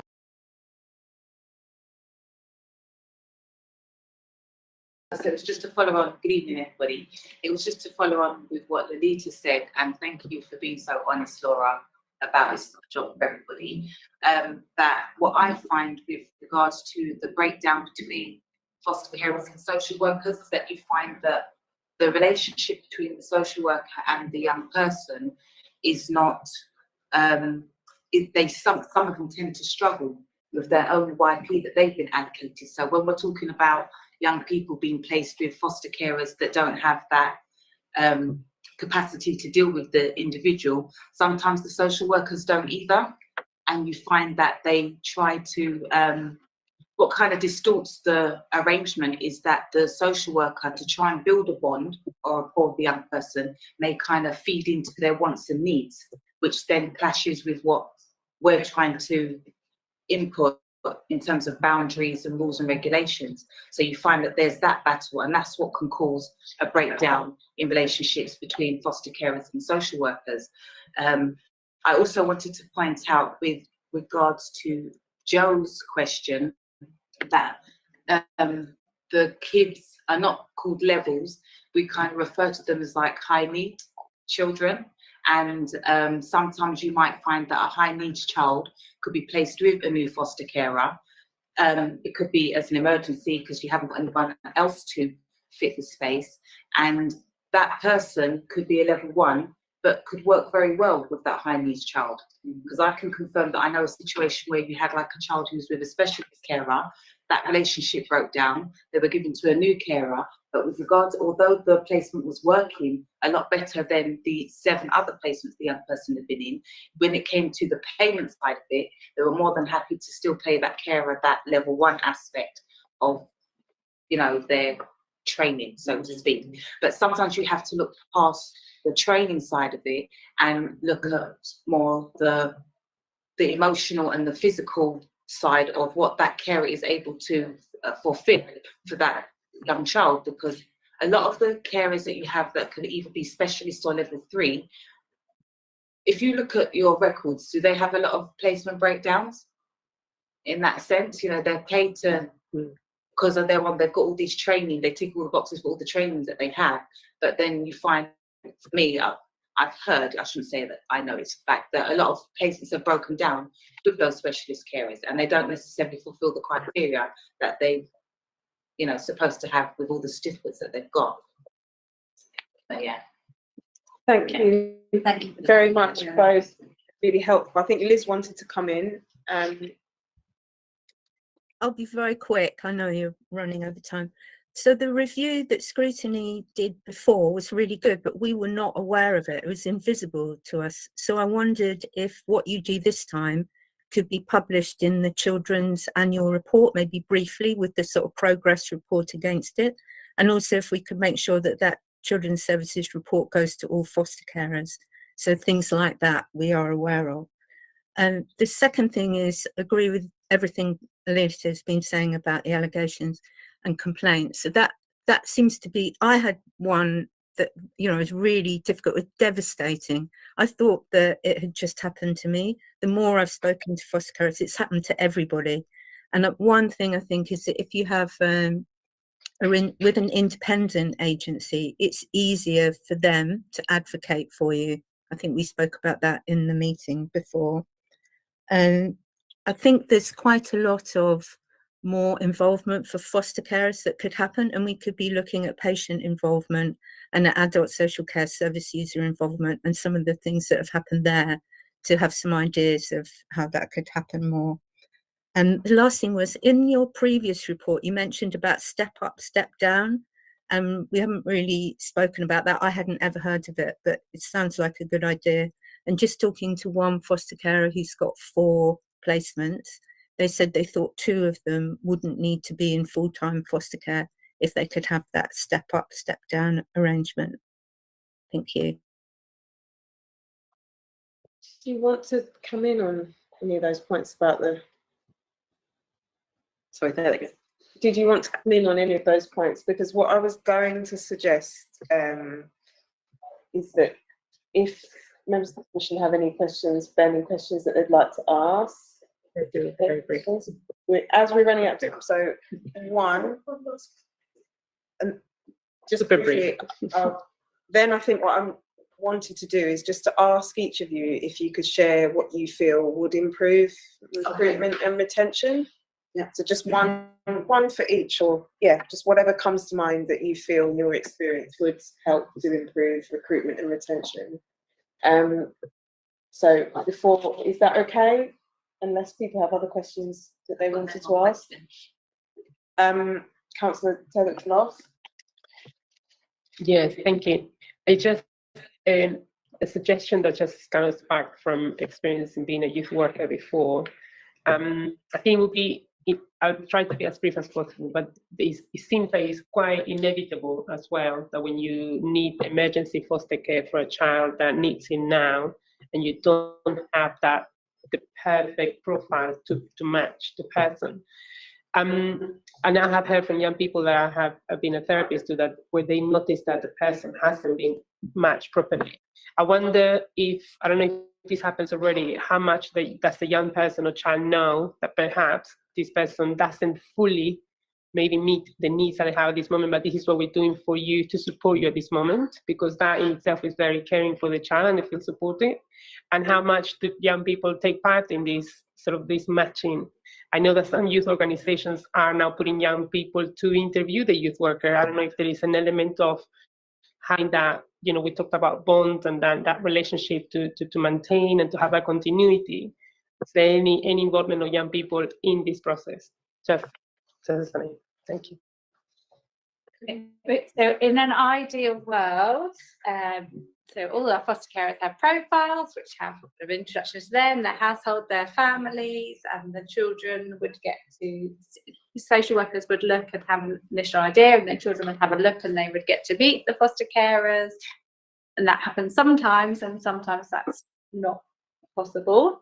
Abiola, if she was here, is a really, really strong advocate of, and we've learned from difficult experiences that sometimes children get matched in an emergency, and then we think, oh, actually, it's going all right. We'll just stick with that one because, and so Abiola talked to us a lot about saying, let's just stop and think, is this really, it's in an emergency, it's going all right, but is this the best long-term match? And we've been talking, we can talk another day, a lot about children's cultural needs, and thinking about how we really do make the best, even if it means short-term instability, about the best long-term decisions for children. And children also have their own views, and sometimes you think it's and I've done it loads of times, a brilliant match on paper and it just doesn't work for whatever reason. And it can be really little things that don't quite make sense to professionals, but make sense to carers or make sense to children.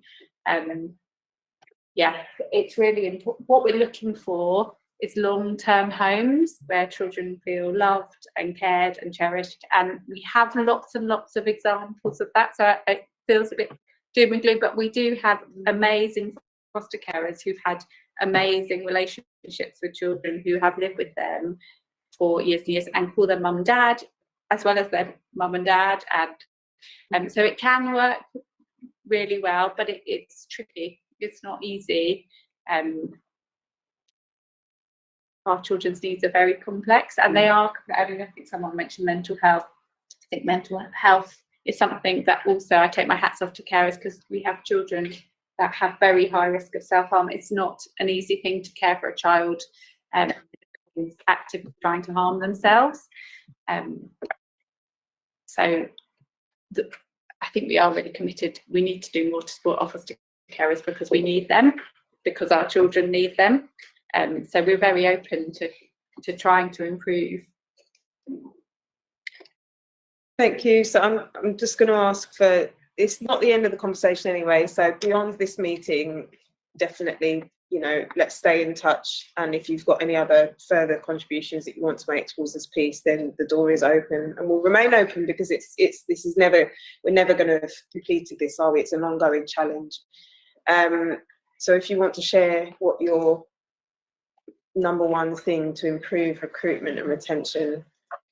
I think Laura just said it within terms of the emergency placement. It's something that I have spoken to Abiola before, because it's always what's usually very sweet when you have a placement, it comes in, it's, you know, you have the honeymoon period and you think it's going great, but is that the best fit? And I think that any emergency placement should be checked. Give it the 3 months, maybe it's permanent, or as long as the arrangement can work, and maybe that's the right one. Likewise with IFAs, because as we know, it's a huge amount of money. When you're placing a child in an IFA, why not invest in us? We're giving out that money, and the agencies have got the foster carers in IFAs have no more training, specialist training than us. I sit on one, so I know. They are ordinary, and they go through the same format, they go through the same process that we do. The stark difference is the support that they have from their social workers, supervising social workers. Support us in that way. Give us more training, give us more support. Use it and give that, so it remains in-house and we become better. And the best advocate for fostering is word of mouth. If I can give that over to someone and say, look, this is great, they're going to give you this support, they're going to do this. I don't want to go to a night and say, oh yeah, go out there. That's easy to do, but we can change that. And I think that we just need to look at how we can use that money when we talk about that child going out, placing it and saying, this is the support that we can give you. It's best for the child, and it's also keeping that child within the borough, within the families, and within the service. For me, I just wanted to follow up on what Lolita just said. I think with the IFAs, where they benefit with in-house is that they have that community interest in the social worker, supervisor social worker of us, and the child social worker. So if I was an IFA, my social worker wouldn't feel that she's, you know, hurting anybody's feelings if she speaks on my behalf. But I feel that those in-house have to mind their P's and Q's because they don't want to undermine their colleagues, so to speak. Also, going back to, sorry, I've got my name. Councillor, next. Margaret, what you pointed out earlier, when it was a comment that I wanted to speak on in terms of how foster carers feel when it comes to decision making. I feel that we have the child and that there's certain decisions that we make on behalf of that child that we feel should be adhered to. But the child social worker would say, well, no, I disagree. But why do you disagree? You don't live with that child. And the decision that I'm making is on the basis that, well, this individual lives with myself. This is the problems that we're going through. And I think that the only way to resolve it is by doing this. They then will turn around and say that they don't think that's the best decision. But then when you ask them what is the way forward, they can't give you an answer. And sometimes that does make you think, well, you know what, I'm just going to wash my hands. I'm just going to be in a continued battle, or the placement's not going to happen. So in terms of trying to keep foster carers, I think that our voices need to be heard as well. Because I feel like we're in respected. Yeah, and respected. Because I just feel like it's a fighting battle with mother and baby father, so to speak. Can I just ask if the two of you who are online, if you had anything that you wanted to share beyond what already has been? I think I'd say, I guess it's what other people have said, but support. So support when you have a child, and also support through allegations and complaints processes. And then word of mouth would work from that. Thank you very much. So I'm going to bring this item to a close now. Thank you, everybody. Just to sort of summarise, though, the sense that I'm getting is that we are really looking into invest to save where it's possible. Am I jumping ahead of? So we're just, so I said earlier, we're just embarking on our practice model across children's and education as kind of needs to be refreshed. And as part of that, we are looking at how we work better together across children and education, how we constitute ourselves in terms of how we're working better together to support children. And within that, looking at the opportunities to do things very differently. And of course, how we support children to be in foster care will be a focus of that. But it's quite a big undertaking we're just about to do. And the financial modelling around growing the fostering service as well will be part of it. I don't want to put you on the spot on that point, but you know what we're hearing about other local authorities offering a more attractive offer, not to mention obviously the private fostering agencies, but just, you know, are we looking at not just expanding the, you know, increasing the number of foster carers, but improving that financial package, and in particular in light of what's going on currently with the cost of living crisis? I think we need to do some proper benchmarking, so we've got an evidence base from which to work, and also, you know, what we don't want to be doing is poaching as well from other authorities. We've got to think about, you know, these are London's children as well, so yeah, we need to do some proper benchmarking and understanding what other offers are. And of course we want children to stay in foster carers. We want our children to stay locally wherever possible, and the foster carers to feel supported. Very briefly, Alison. Just following up on that, I was just wondering if there was a timelines of when that piece of work would be sort of, you know, look to have that kind of wrapped up. And just tied in with that as well, in the report it says you plan to promote a greater sharing of chronologies at the point of child moving into a new home. Is that being embedded currently? Yeah, so we are definitely working on chronologies across the service. So, I mean, someone mentioned the cyber attack before, which it was devastating in loads of ways in terms of immediate safeguarding risk, but for looked after children, it's been really difficult in terms of their histories. But something we've heard really strongly from foster carers is really needing to have a focus, a strong focus. I mean, and from a fostering, I think we were talking about the challenge from a fostering perspective, maybe challenging some other parts of the system that you need to provide us the information. So across the service, we're really doing a lot of work on, I mean, the whole of the invest about chronologies, because the patterns of the past are so important in terms of these futures, but it's definitely something that we are looking to do, so, you know, in the next few months. I think Diane Ofsted came the week before last, which because it was going to be, but definitely before Christmas. So in terms of timeline, I haven't got a timeline to give you now because it's a really big piece of work and we're just taking on the people who are helping us scope it all out. In terms of next steps for us, I think that we will forward you any of the questions that weren't covered, because I think the one about chronology, I think we'd like to probably go into more detail about that, but also about the vacancy rates. There are a number of other questions. And yes, we'll bring together the pieces of work that we've done outside of this space, and put forward some recommendations based on what we've heard, and keep you all posted. So in answer to your question, Liz, it will make sure that you can you'll all know the outcome of everything and be able to track that.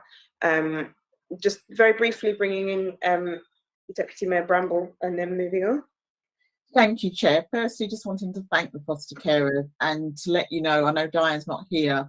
Diane and I were discussing this just a few months ago at the foster carers dinner that we normally host for them annually, about how we review and revise the offer, thinking about a range of things that we could do differently. So it's very much at the forefront of Diane's thinking and part of my challenge. And as Jackie said, because it's quite a big piece of work, there is no timeline, but it's absolutely critical that we get that piece of work right.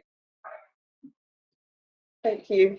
So, and just thank you so much. It's been really, really important. We obviously did this huge piece of work previously, but it's been so important for us to hear from you, as it's always important. Like this landscape is not just officers, it's children, it's carers, it's parents, it's everybody. Unless we bring people in the room, we don't actually know what we're doing really and how effective it is.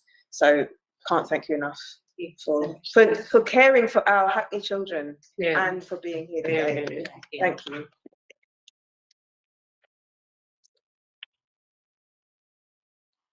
So you don't have to say that next bit. You're more than welcome to it's public. I can't say it's going to be that enthralling, but is it a 10-year-old? Yes, she's got a sick child at home. You're not alone though. No, not alone. Because I've been terrible with my timekeeping, I'm going to ask you to try and do this exciting a bit more briefly, bearing in mind the fact that we are going to be looking at entertainment in spring. But the next item 5, is about GCSE and A-level results, and we just wanted to have a short update on our A-level, GCSE and A-level results. As members will know, this is the first year that students have sat public examinations since 2019, so good opportunity for us to check how they've performed, to ensure that there is appropriate support mechanisms in place for students. Attached to the agenda pack is links to GCSE results and the national overview and A-level results and the national overview. We've only got maybe 3 really pressing questions to ask in relation to this, but can I ask Annie if you can give us a brief update in about 5 minutes? It's something that we will pick up, I think, later on in the spring, but just to give an overview of what. Yes, absolutely. And Anton, in a minute, I don't know whether Councillor Bramble wanted to speak very briefly. But... Thank you, Annie. Only just to say, Chair, that we're really happy that our results are well above the national average, and although we haven't got detailed analysis around different groups or Progress 8, that data will come a bit later in February. All schools did relatively well. No schools did particularly low, but some of our schools did exceptionally high and got really good results. And it just speaks to the context of our high aspiration, of high standards, of high education, high aspiration, but also high standards in our care and well-being and inclusion of our children and young people. Thank you, Chair. Thank you, Annie. And I'll have the opportunity to say goodbye to Annie tomorrow, so I'll embarrass you then, Annie. Thank you, Councillor Bramble. And I suppose, of course, the context is the pandemic, and I know how the results sit is shown in the data we've got nationally, where it was a sort of halfway point between 2021, which was teacher assessed, and 2019, which was the last exam result. So Anton's going to give a brief overview and speak a little bit about some of the care that children received in particular circumstances. Okay, thank you. Good evening. I know Councillor Bramble has, in a sense, given the headlines. I'm just going to reiterate that by firstly saying that Hackney is pleased and proud of our GCSE and A-level results this summer have shown a continual upward trend, and both, despite the pandemic, have come out strong. I'll turn to GCSE, and at GCSE, I'll be talking about the on-the-day results from schools. The provisional data will be published nationally next month, and as Councillor Bramble said, the final data will come out in February, which is when we'll know about the performance of different groups. We can do that kind of detailed analysis. But for now, the on-the-day results suggest that GCSE, we anticipate, will be sort of like 5 percentage points above the national average. 75% of Hackney 16-year-olds in the summer gained a standard pass at GCSE. In 2019, the last time students took formal exams at GCSE, that figure was 69%. And the national figure then was 65%. If I go back 5 years, at that standard, we've gained about 10 percentage points. I should say to councillors, I don't expect you to remember the numbers. We prepared a briefing, about 10 pages, which we send. At strong pass, that's grade 5 and above, 57% of students in Hackney got a grade 5 or better in English and mathematics, and that's up on last year, it's up on the year before, and it's up on 2019 when it was 48%. That's a huge step. And the national average in 2019, I don't know the 2022, in 2019 it was 43%. So good story, good news there all round. At post-16, the results were above those achieved in 2019.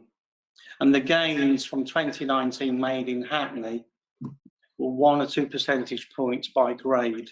So grade A star, grade B, grade C from 2019, 1 or 2 percentage points stronger than the national gains. 32% of students gained an A star and an A. 59% gained an A star and a B. And 81% gained an A star and a C. What that tells me is that we've caught up with the average, with the national average. But it's not just about A-level standards. The range of courses in Hackney at post-16 has continued to diversify. Some of our schools are offering over 27 different pathways, 27 different qualifications. All but one secondary offers a vocational level 3 provision. And some are successfully delivering academic and vocational provision. So for me, for Hackney, the outcomes, not just the results, the destinations, the range of provision shows that the education offer at post-16 is getting stronger and becoming more inclusive.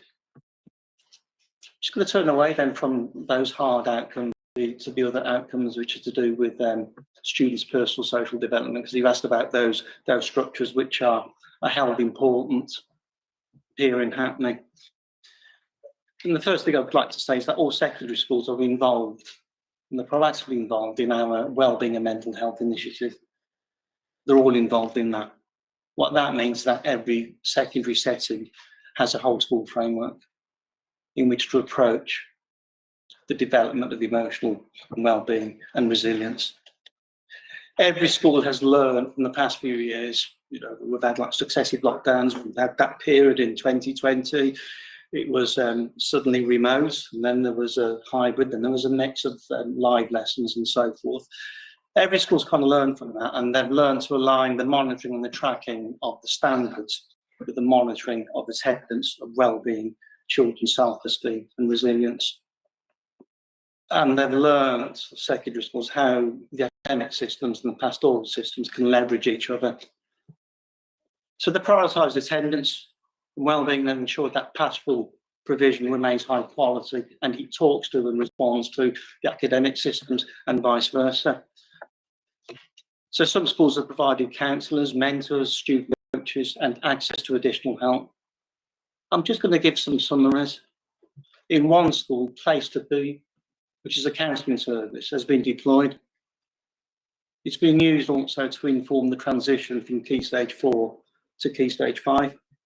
In another school, a student with autistic spectrum disorder and small social circle was given additional pastoral support and a buddy.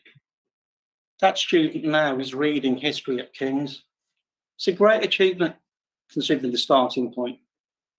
Another student, a male, joined a secondary school, the immediate concerns about behaviour were referred to CAMS, was sometimes violent.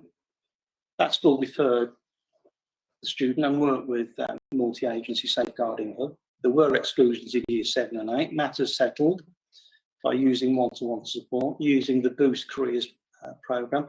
And that student now has gained 8 good GCSEs and is now enrolled onto the 6th-month studying BTEC. Another student, a girl, Key Stage 4, joined at Year 10, having been bullied. Parents divorced, complex background, poor attendance. School put together 2 pastoral counsellors who work with attendance officers, who work with form tutors, heads of department, subject leaders, provided fortnightly meetings. And that girl now has achieved 6 good GCSEs. So there are success stories that are not just there in the medical outcomes, but that are there also in those kind of soft outcomes to do with personal social development and resilience, and really ensuring that welfare and care are there and part of the kind of the approach to provide a good or better education. So I just want to share some of those highlights with you, because that chroma of what schools do isn't just rooted on standards and homework. That they're learning now to, as I said, to leverage the two systems together, and schools have become trauma aware, better ones trauma informed, and even better ones trauma informed and trauma skilled in this area. So we're pleased, we're proud, and shall look forward to returning when we've got the other data, when we can do the differential analysis. So they're the headlines. That would be very helpful, thank you. And so can I just take 3 questions for this item, and it can be very brief, and definitely no 2 questions in one. Councillor Gordon.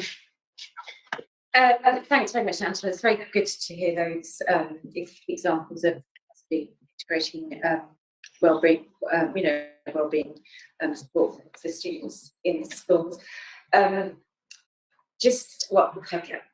Firstly, sort of observation.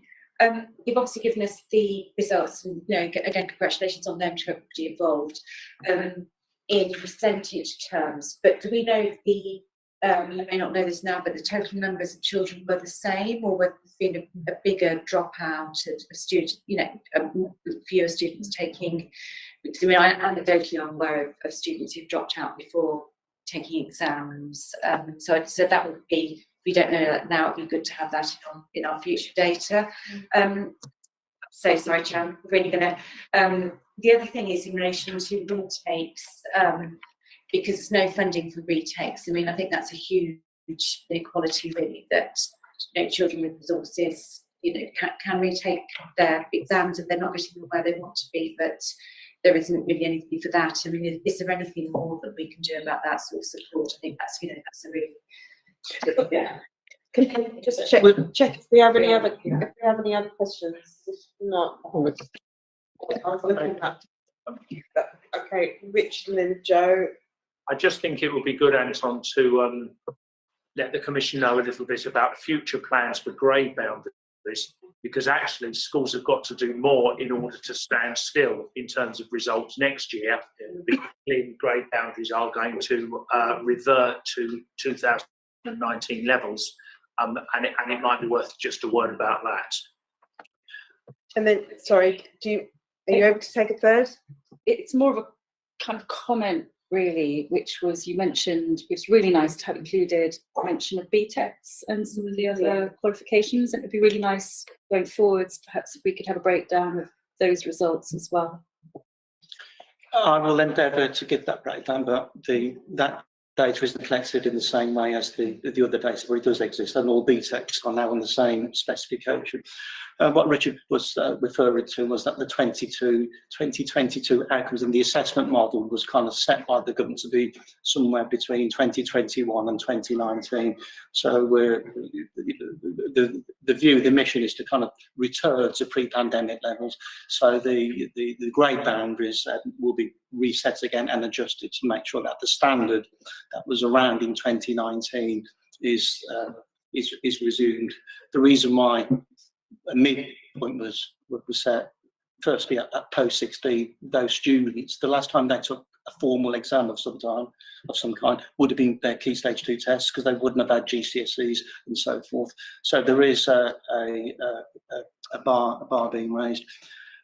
In terms of what you're saying about the BTECs, we're using the subject networks, our post-16 networks. We've got subject networks, and we've got a post-16 leaders network that involves the colleges, and they're looking at the way in which BTEC the introduction of T levels. That's a debate that they're having. So that's very much on their agenda, about how to get the best from the qualifications available for our students. Part of that work is also about making sure that our post-16 students make the best use of the 2 colleges in the borough.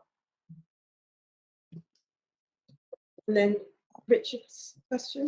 Richard asked about grey bands, and we said that basically there's a strengthening, there's an increasing rigour there with the. It was Margaret's questions about research. Yeah, research. I mean, there's no there's no formal funding for resits. There's quite a lot of barriers towards, retaking your A levels in terms of funding, and obviously massive inequality there. Is there anything more we can do about that? Resitting your A levels. Yeah. Can you? So I can't hear you again. Retaking or resitting. Retaking. Yeah, there isn't really any funding for that. There isn't any funding for doing that. So No. it's massive inequalities. If you I mean, what I can tell you is, having looked at post-16 places, we've got more secondary settings offering the resits as well, and also the percentage pass that the resits, GCSE resits at post-16 in outstrips the national. I mean, for A Most- levels, there is Most common Yeah. A-level resit is actually at the end of year 12, when a youngster is not reaching the standard that we know they need to get to by the end of year 13, and they will often take a different selection of subjects. So there are quite a lot of youngsters across the borough that have a 3-year sixth form, but it's not at the end of a 2-year failure. That's not fundable, and actually is largely not sensible, because the success rate is very low for kids that are literally retaking the same thing again, having failed it. So most schools try to spot this by the end of year 12 and then do some work to reset that youngster so that they don't go 2 years and then just fall off a cliff. good to know a bit more about that. It would be, and very, very briefly. Yes, I wonder if there's any data, just because we heard of this in the community, if there's any data on schools that have had to drop the GCSE subject just before starting the GCSE exams, say a few months, despite having children or young people that are interested in taking the subject, and then they have to find a different subject and like quite soon, or they missed out on that topic that they might be very good at.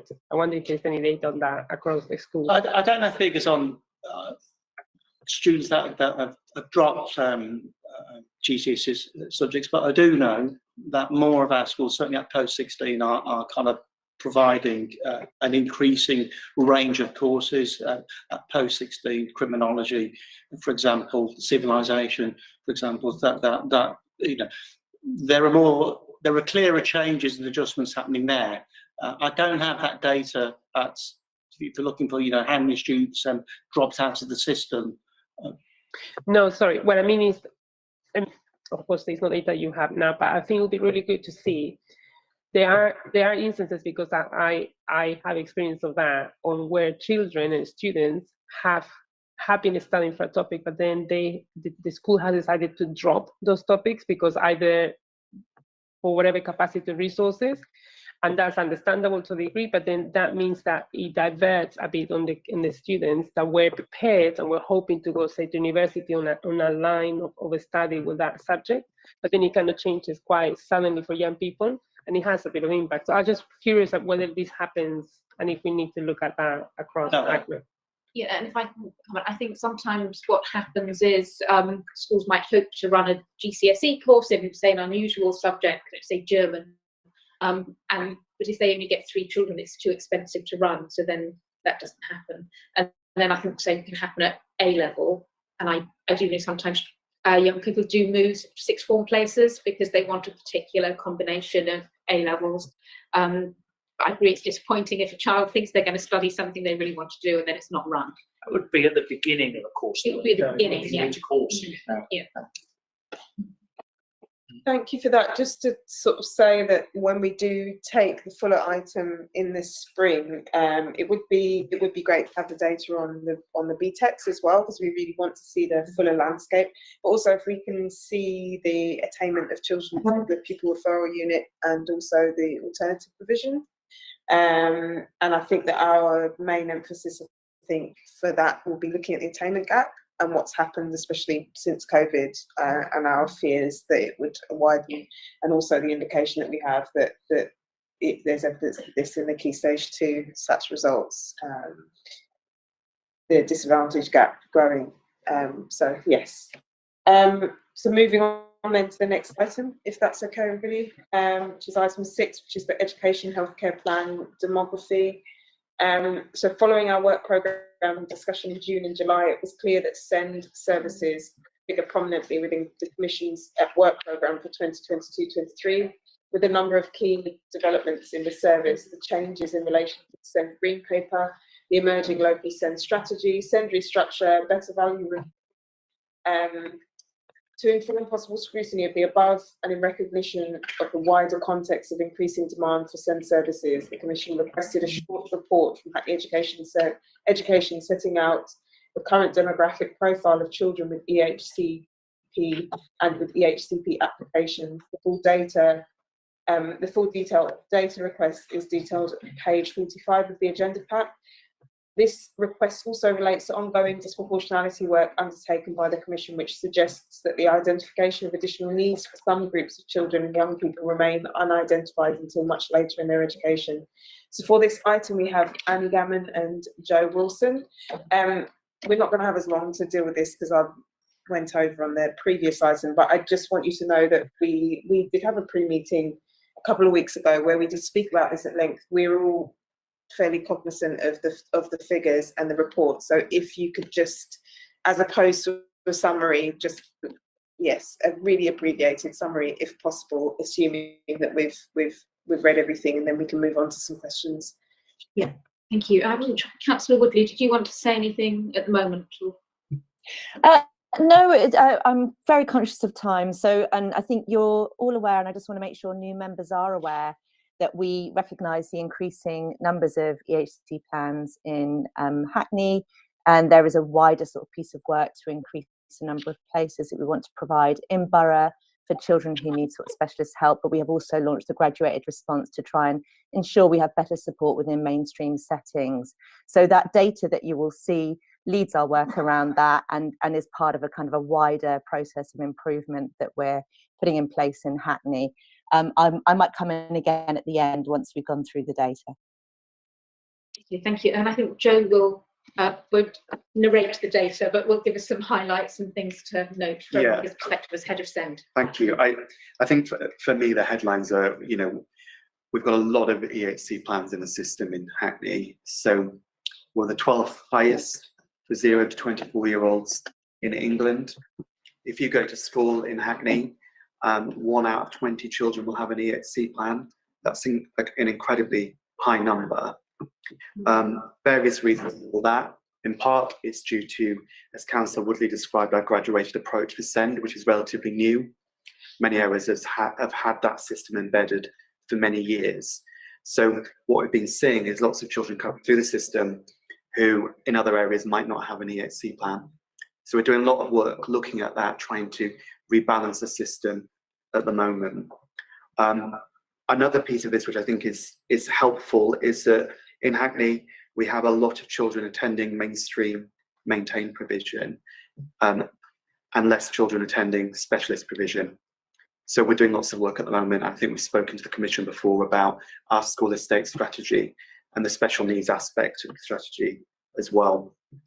And then linked to the graduated approach, we were saying no to more EHC assessment requests than national. So we're saying no to about 30.7%, and nationally that's around 22%. And that's because we're doing lots of work at school level at the moment, so doing lots of training, lots of guidance, lots of support, so that the right children are coming through to statutory services rather than children who might not have needed to at that certain moment in time. So again, trying to rebalance where children sit within the system. I think those are the main headlines. Thank you very much, Joe. And just to sort of, I know that we had quite a lot of questions actually around disproportionality, and just to say that we're probably going to ask you for a bit more detail, a bit more information in addition to what's been provided, because what we were quite curious to see is actually the breakdown in terms of the different ethnicities and the various different reasons for the EHC plan, because obviously it's a wide variety. We're hot on disproportionality on the Scrutiny Commission, and we're aware that disproportionality exists.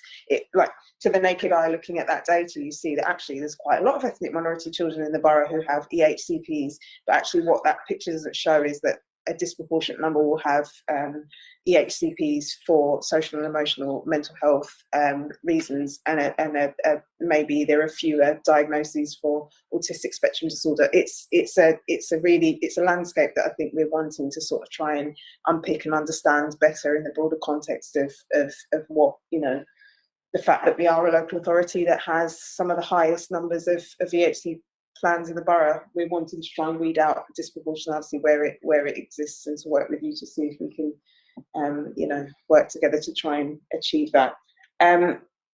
So, if anybody wants to come in with some questions, Joe. We'll start with Joe. Anybody else?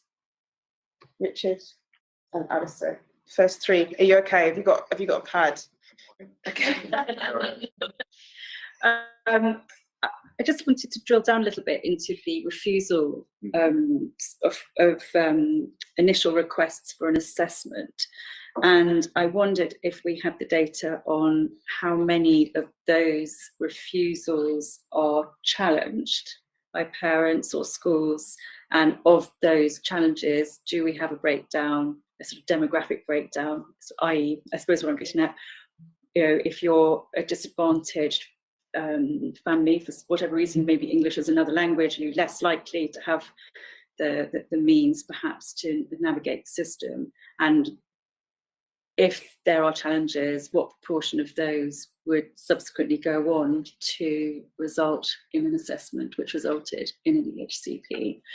And of the others, are those children tracked? Are they sort of highlighted, if you like? Are we really checking that the graduated response is working, that the needs are actually being met? Yeah, so I think in terms of challenge for refusal to assess, I haven't got the data to hand, but I can provide that. So last year we had around 50 appeals. Around 10% would have been refusal to assess appeals probably, but I can share that data. And then looking at the graduated response and thinking about how that works in practice, we do track that. We've got a new system for tracking that. So I think you mentioned the restructure we went through earlier. So we've got a new way of working with schools. So every school has what we're calling a multidisciplinary team meeting once a term. At that meeting, all the professionals working with the school will get together and look at every child in school who has a vulnerability, particularly those at special needs support level, and looking at the assess plan, do review cycle, looking at the graduated approach, and thinking about, is the child making progress? If they're not, do they need an assessment? If they are, do they need something that's below that level? But that's new. So, but I'm really hoping we'll get some really good data from that new process in a couple of terms' time, probably. Thank you. So, Richard. I don't underestimate the scale of the challenge as well, because we all face that, and we all face it with diminishing resources. But the system is meant to be that a school does an annual review. That annual review gets submitted to the local authority, and then the local authority amends the EHCP plan, which then the school is meant to deliver. But the last part isn't happening, is it? Because the annual reviews are being submitted by the schools, but the EHC plan is then not being amended. I've been trying to hunt one draft plan for a child at New Regents for a considerable period of time now, and I still haven't got it. Progress is being made in some areas, but could you tell me when progress is going to be made in that area? Because without that amended EHC plan, I do not see how schools can be expected to deliver some of the things they should be delivering. Yeah. Just get Alistair to come in so that we can just get through. Yeah, excuse me if this is not a very on-point question, but where you're saying that you have, obviously it depends on the individual. If you have children going to specialist schools versus being in mainstream, and that's slightly different to what we have as sort of a national average, is there a sort of a measure for which is better for outcomes, and therefore where we should be kind of trying to get that balance right? And is there also a is that measured against ethnicity and other measures? Because are people being pushed towards one or the other? Okay, thank you. So on the annual review issue, so this was covered at length in the SEND review, which we've just been consulting on. So all local areas pretty much have been struggling with the annual review duty. We've got over £3,000 a year from 2014 until we restructured. We didn't have additional capacity or staff. So casework staff would have a caseload of between 350 and 400 cases per worker. It's just not possible to do an annual review for every child at that level. We've just gone through a restructure. Caseloads are down to really healthy levels of about 120, 150 per worker. So that should enable them to do their reviews and make sure we're giving you an outcome within the 4 weeks. Schools are doing the annual reviews, though, aren't they? It's then the EHC plan that isn't being amended. Most schools are. So there's a bit of work there as well. All right. Added to that, there's a lot of bureaucracy around annual reviews. So our paperwork is currently 8 or 9 pages. That was other local authorities. a lot of local authorities at that length or longer. But we're about to consult on reducing that to about 2 or 3 pages. Good. So that you use the annual review to focus on outcomes. Good revision. So it's a work in progress, but we're going in the right direction, I think. Oh, I'm sure we are, but we do need timeframes on this because I don't think to deliver effectively if they don't get an amended EHC plan. Yeah, and we want to progress with as much speed as we can. Sorry, Paul. I'm a relative newbie still, and I'm going to be taking over for Manny, as we know. And I've heard the comments regarding the work of education, health and care plans, and annual reviews. And that what I'm aware of in recent weeks and months that SEND team has strengthened the capacity to be able to discharge their statutory duties with regards to education, health and care plans and annual reviews. So I would expect to see improved outcomes over the coming weeks and months. And just the production of statutory education, health and care plans within 20 weeks, for example, we've seen the performance improve in recent weeks on the back of the performance. So I think it's a good point that Richard has rightly challenged officers with regards to the annual review process as well. And I would expect to see, along with the improved outcomes for education, health and care plans, also the improved outcomes for discharge and duties around the annual review process as well. So improved capacity should lead to that. I'd like to pick up on the question of outcomes for children and young people with SEND in mainstream schools or special schools. And I suppose having worked in over 50 local authorities nationally, and also having been a DFE National Strategies Programme Director with a focus on SEND and inclusion, I think I've got some skin in the game on this one. And it doesn't always lead to improved outcomes that a child has gone to a special school. Because there I said, some local areas nationally have less specialist places than Hackney. Some have more. Some have more, and the outcomes are actually inferior. It is about the best provision in response to the needs of the child. So in terms of discharging of statutory duties, whether that's locally or whether that's the use of the non-maintained sector for children and young people with SEND, Hackney discharges its statutory duties effectively in that space. Otherwise, we would have a number of ombudsman cases in the system, as we call them. Hackney at the moment does not have any ombudsman cases in the system. So Hackney actually, with regards to discharging the statutory duties for sufficiency of children and young people with SEND, actually delivers and discharges this duty effectively. Coming back to the outcome question, it is about based on the individual needs of each case. Just to bring back to my question, which was is that also measured against other factors in terms of race and other association, economic, that kind of thing, just so we know how that is balanced between those two as well? In terms of attainment data, we look at the outcomes, we look at there's the narrowing the gap, as they call it, which is the SEND cohort by comparison with the mainstream cohort. But it's a local determination whether they would benchmark on those demographics. I'm not sure if in Hackney we do that, Jeff. We don't. Can look at that, but we don't currently. What we do know is that across the piece looking at outcomes, the academic outcomes, our children with SEND do better. They're considerably better than national, and that's somewhat in line actually with the overall results. we don't do well with exclusions of certain children. So again, in line with the pattern, and that's higher than national. And that's something we've been talking with heads about, and talking to Paul's about to take forward meetings with some of our secondary schools about inclusion in that sense, and making sure that they're using all the support that's available to them. And this is why, again, that breakdown that I mentioned before is really of critical importance, because it's also it is generally across the piece in terms of those exclusions, but we also know that there's an overrepresentation again of social and emotional mental health needs.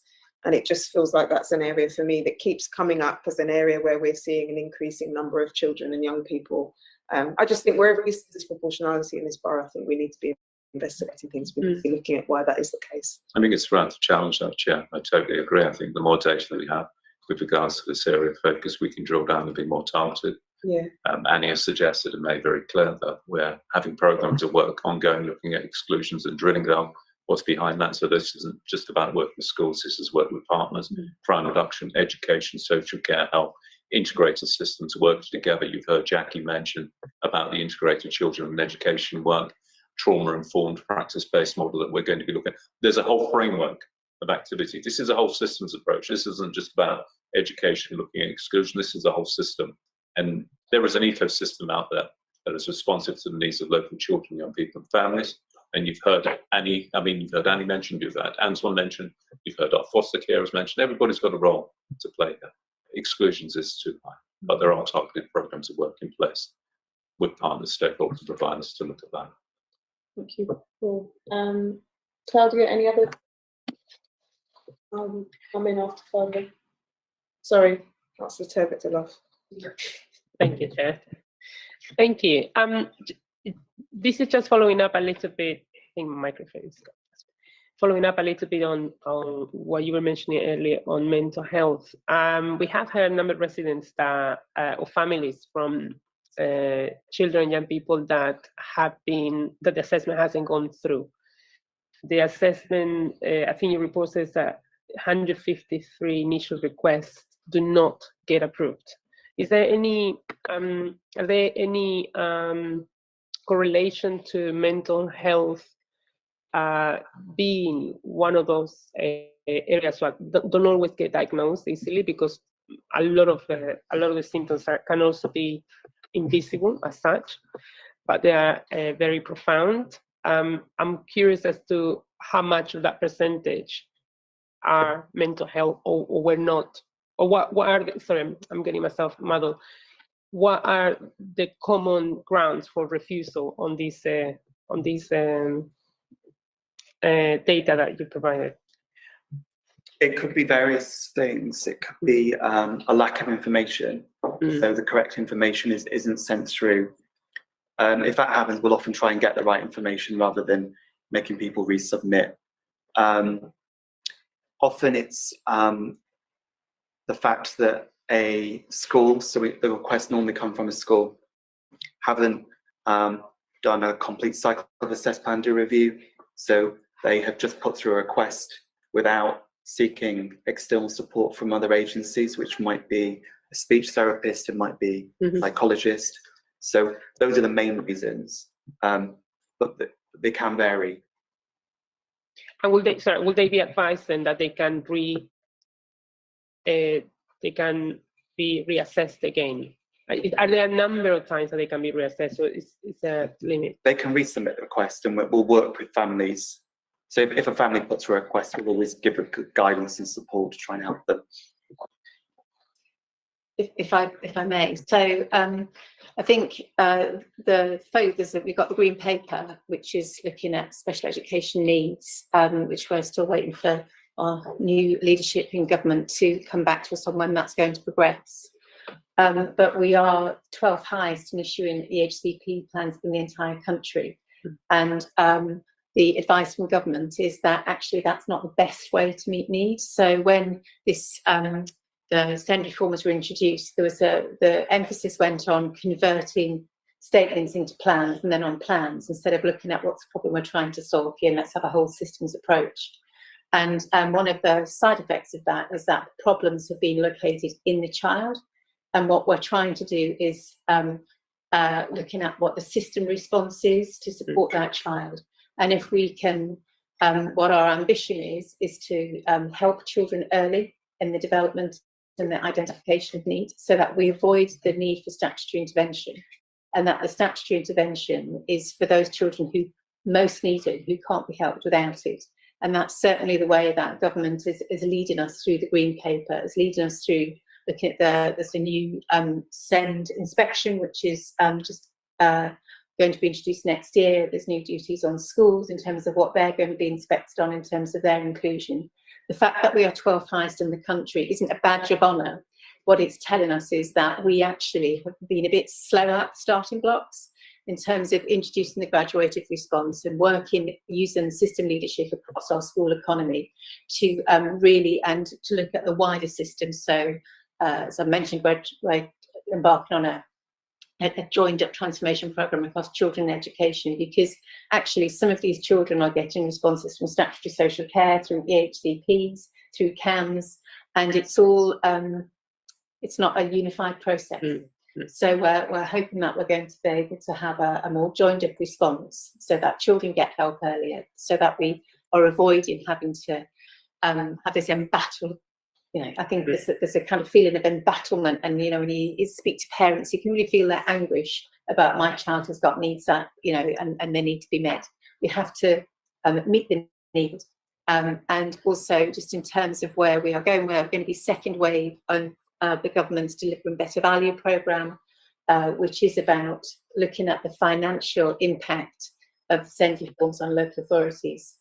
So we haven't been part of the safety valve, but they have been looking at the overspend that local authorities have accrued through the spend on SEND, and because for some local authorities it could tip them into bankruptcy. So we are part of wave 2 of the Delivering Better Value scheme, which gives us some lots of learning from other authorities that have gone first, but we get the DFE advisors helping us evaluate where our spend is, help us do better forecasting, and also help us with our graduated response and understanding the impact of that. So, you know, we're part of a wider ecosystem that is trying to help us get better outcomes for children, less anguish and less embitterment from parents who are in this system, and also, you know, schools. It feels like we're all positioned around an issue that we need to be working together better on, and that's where we're hoping to go. Thank you. Just, yeah, I mean, I think no one could disagree with any of that. As part of the that process and the graduated response and trying to reduce the need, is, as I understand it, the universal offer that's available to schools is going to be increased, because, I mean, that's part of what drives the requests for EHCPs, isn't it? Because parents feel that they don't have a guarantee, they don't have a statutory guarantee that their child is going to have their needs met. And that's partly because schools just don't necessarily have the resources available to them. They might want to put things in place, but they simply don't have the resources. So for the graduated response to work, schools need to have more access to educational psychology assessments as a universal offer, not coming out of their already incredibly stretched budgets. Otherwise, with the best one in the world, it realistically is not going to happen. Can you outline to us a little bit about what that offer might be as part of the? Yeah, just maybe just build on Joe's point. I think the other part of it really is, you know, yeah, I agree that nobody will disagree. It is very good to hear about this direction of travel, but I think the other part really is the difference in terms of sort of transparency and accountability. Children on EHCPs, to children who are having their needs met through SEND support, because with the EHCPs, obviously, there's a huge infrastructure that provides, you know, transparency and accountability. For SEND support, nothing. So, I mean, that would have to be part of the picture in terms of, you know, communicating with parents and building up those relationships, but I mean also, making sure that the provision is, you know, transparent and reported back. Just to go back again to the green paper, so there's commitment in green paper about upskilling teachers around SEND, so that every teacher is a SEND teacher. So it is recognising the skills and abilities. I know a number of teachers, head teachers that I speak to, will say, "We can tell you what the need is. We can tell you what the need is," and sometimes we'll say it's about getting hold of the resources. It's not about having a psych assessment, because we kind of know that, we're experienced enough, and we know what needs are. So I think we do have a fairly good offer, but I think it's not always well understood and well known. And I'm going to hand over to Joe to talk a bit more about it's a new offer as well. So we've had a significant investment from the council in how we provide services to schools. So schools used to be paying a lot of money and used to buy in psychology and specialist teachers separately. We've managed to reduce the money schools have to pay right down. So for a small primary school, it's only about £3,000 a year they pay, and they get EP support, speech and language support. They get support from specialist teachers, and they also get access to a universal training offer, which before schools had to purchase. We've now made it all free. So, for instance, we've just become a partner with the Autism Education Trust, and we're rolling out that training this term, which is free to every school and setting in Hackney. So we've kind of thought we need to get the basics in, get them free of charge, and then schools will start accessing them. And just following on from what my colleagues have said, you've heard Jackie mentioned about the value in send program, and the local authority actually is on the 12th highest funding local authorities nationally in the area send. Hackney invests in send and hasn't been short on that in recent years. There are a number of initiatives like the Whole School Send program. There are a number of initiatives which Joe has set out. The Green Paper, working its way through the Lords at the moment with a focus on send and alternative provision, focuses significantly on strengthening capacity in our schools. Our schools know our children and young people best.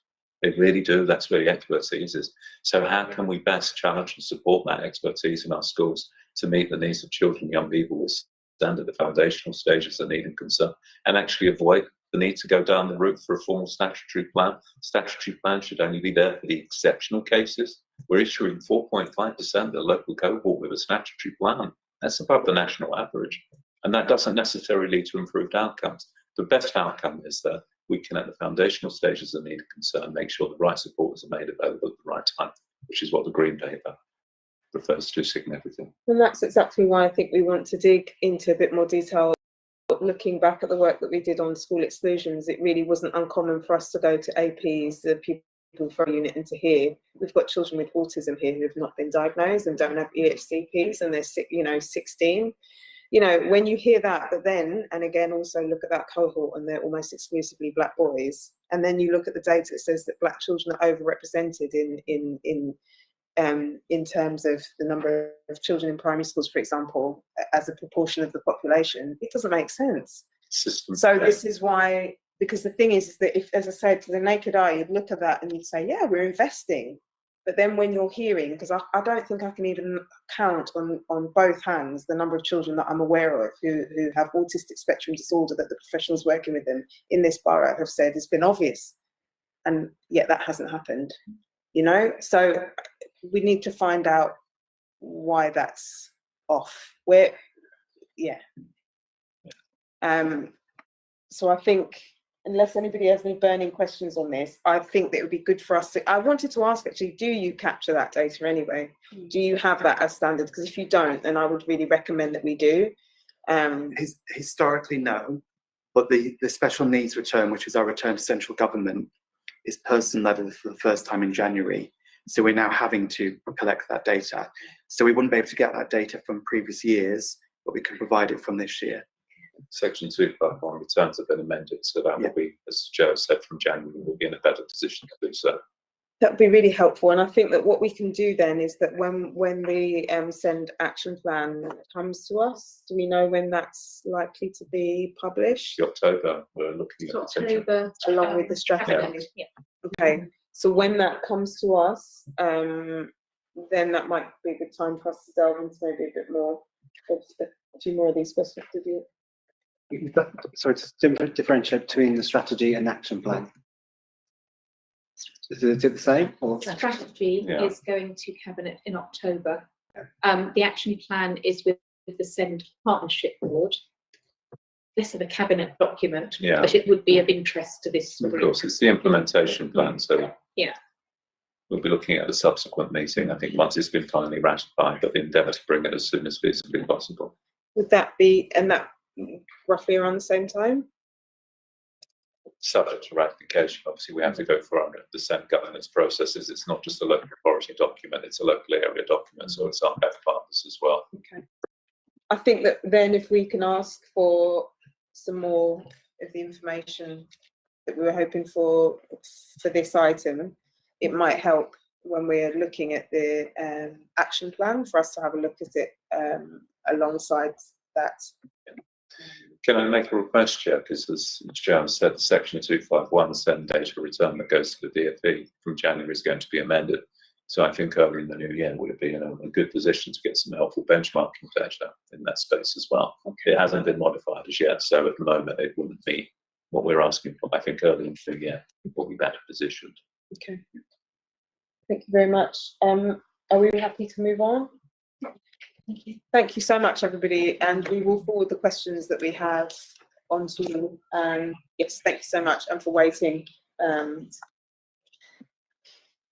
So item 7, which is our programme, we've already discussed this. So Martin will just go through some briefly. Just want to update you where you are in terms of the discussion we had informal meeting on the 8th. So the next meeting we have adapted to the request for. We have first item is around it's a standing item on school exclusions and all school moves data. And we have a request to extend that to around persistent absence data and other absence data, because that obviously links in. We can link that obviously into emotional withdrawal as well. So Chris Roberts, Head of Health Wellbeing, ability to provide that data as well. Second item for that meeting is around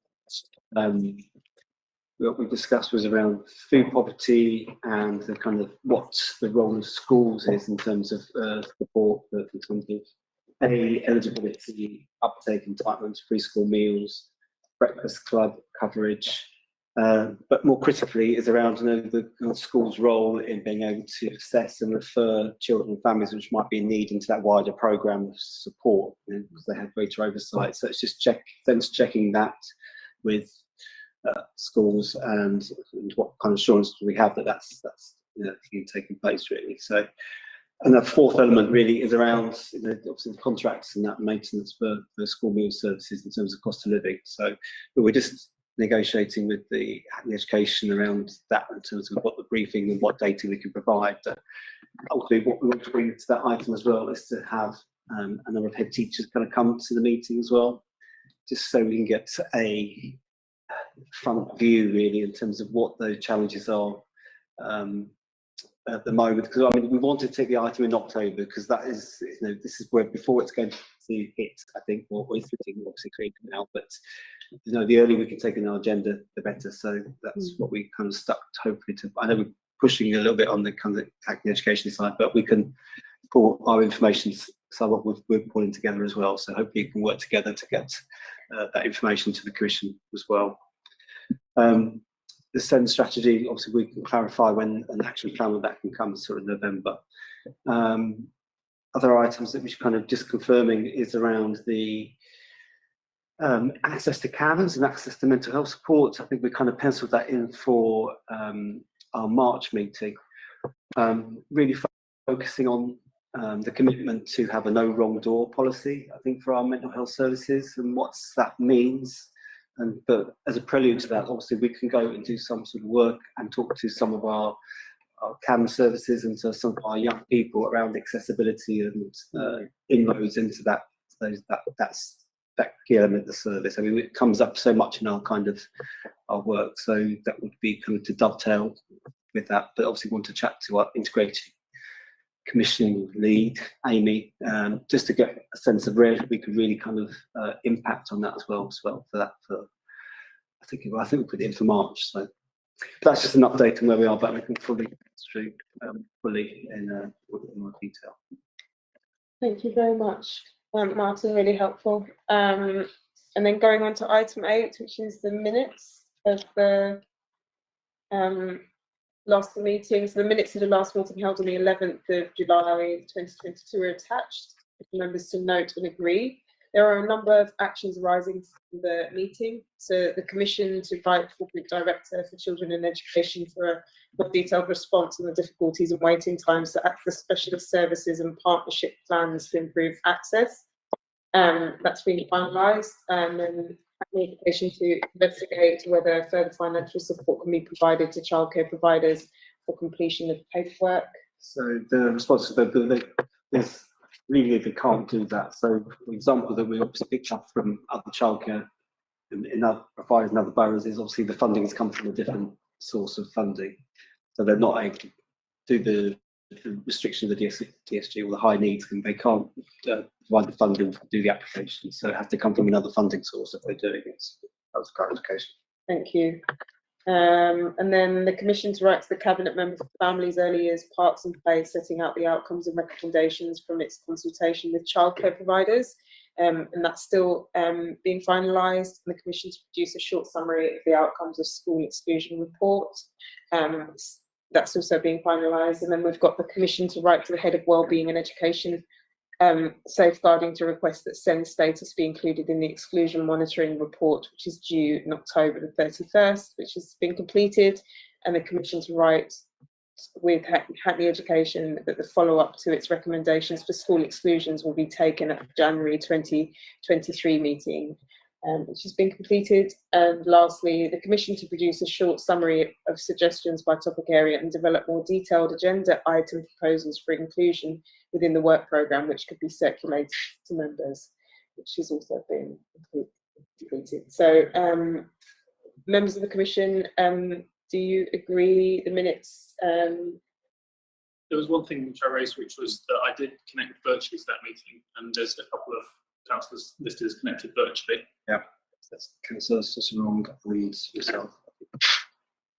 So would that be added to the minutes? That'll be added to when the final goes to. Do we agree minutes? Agree.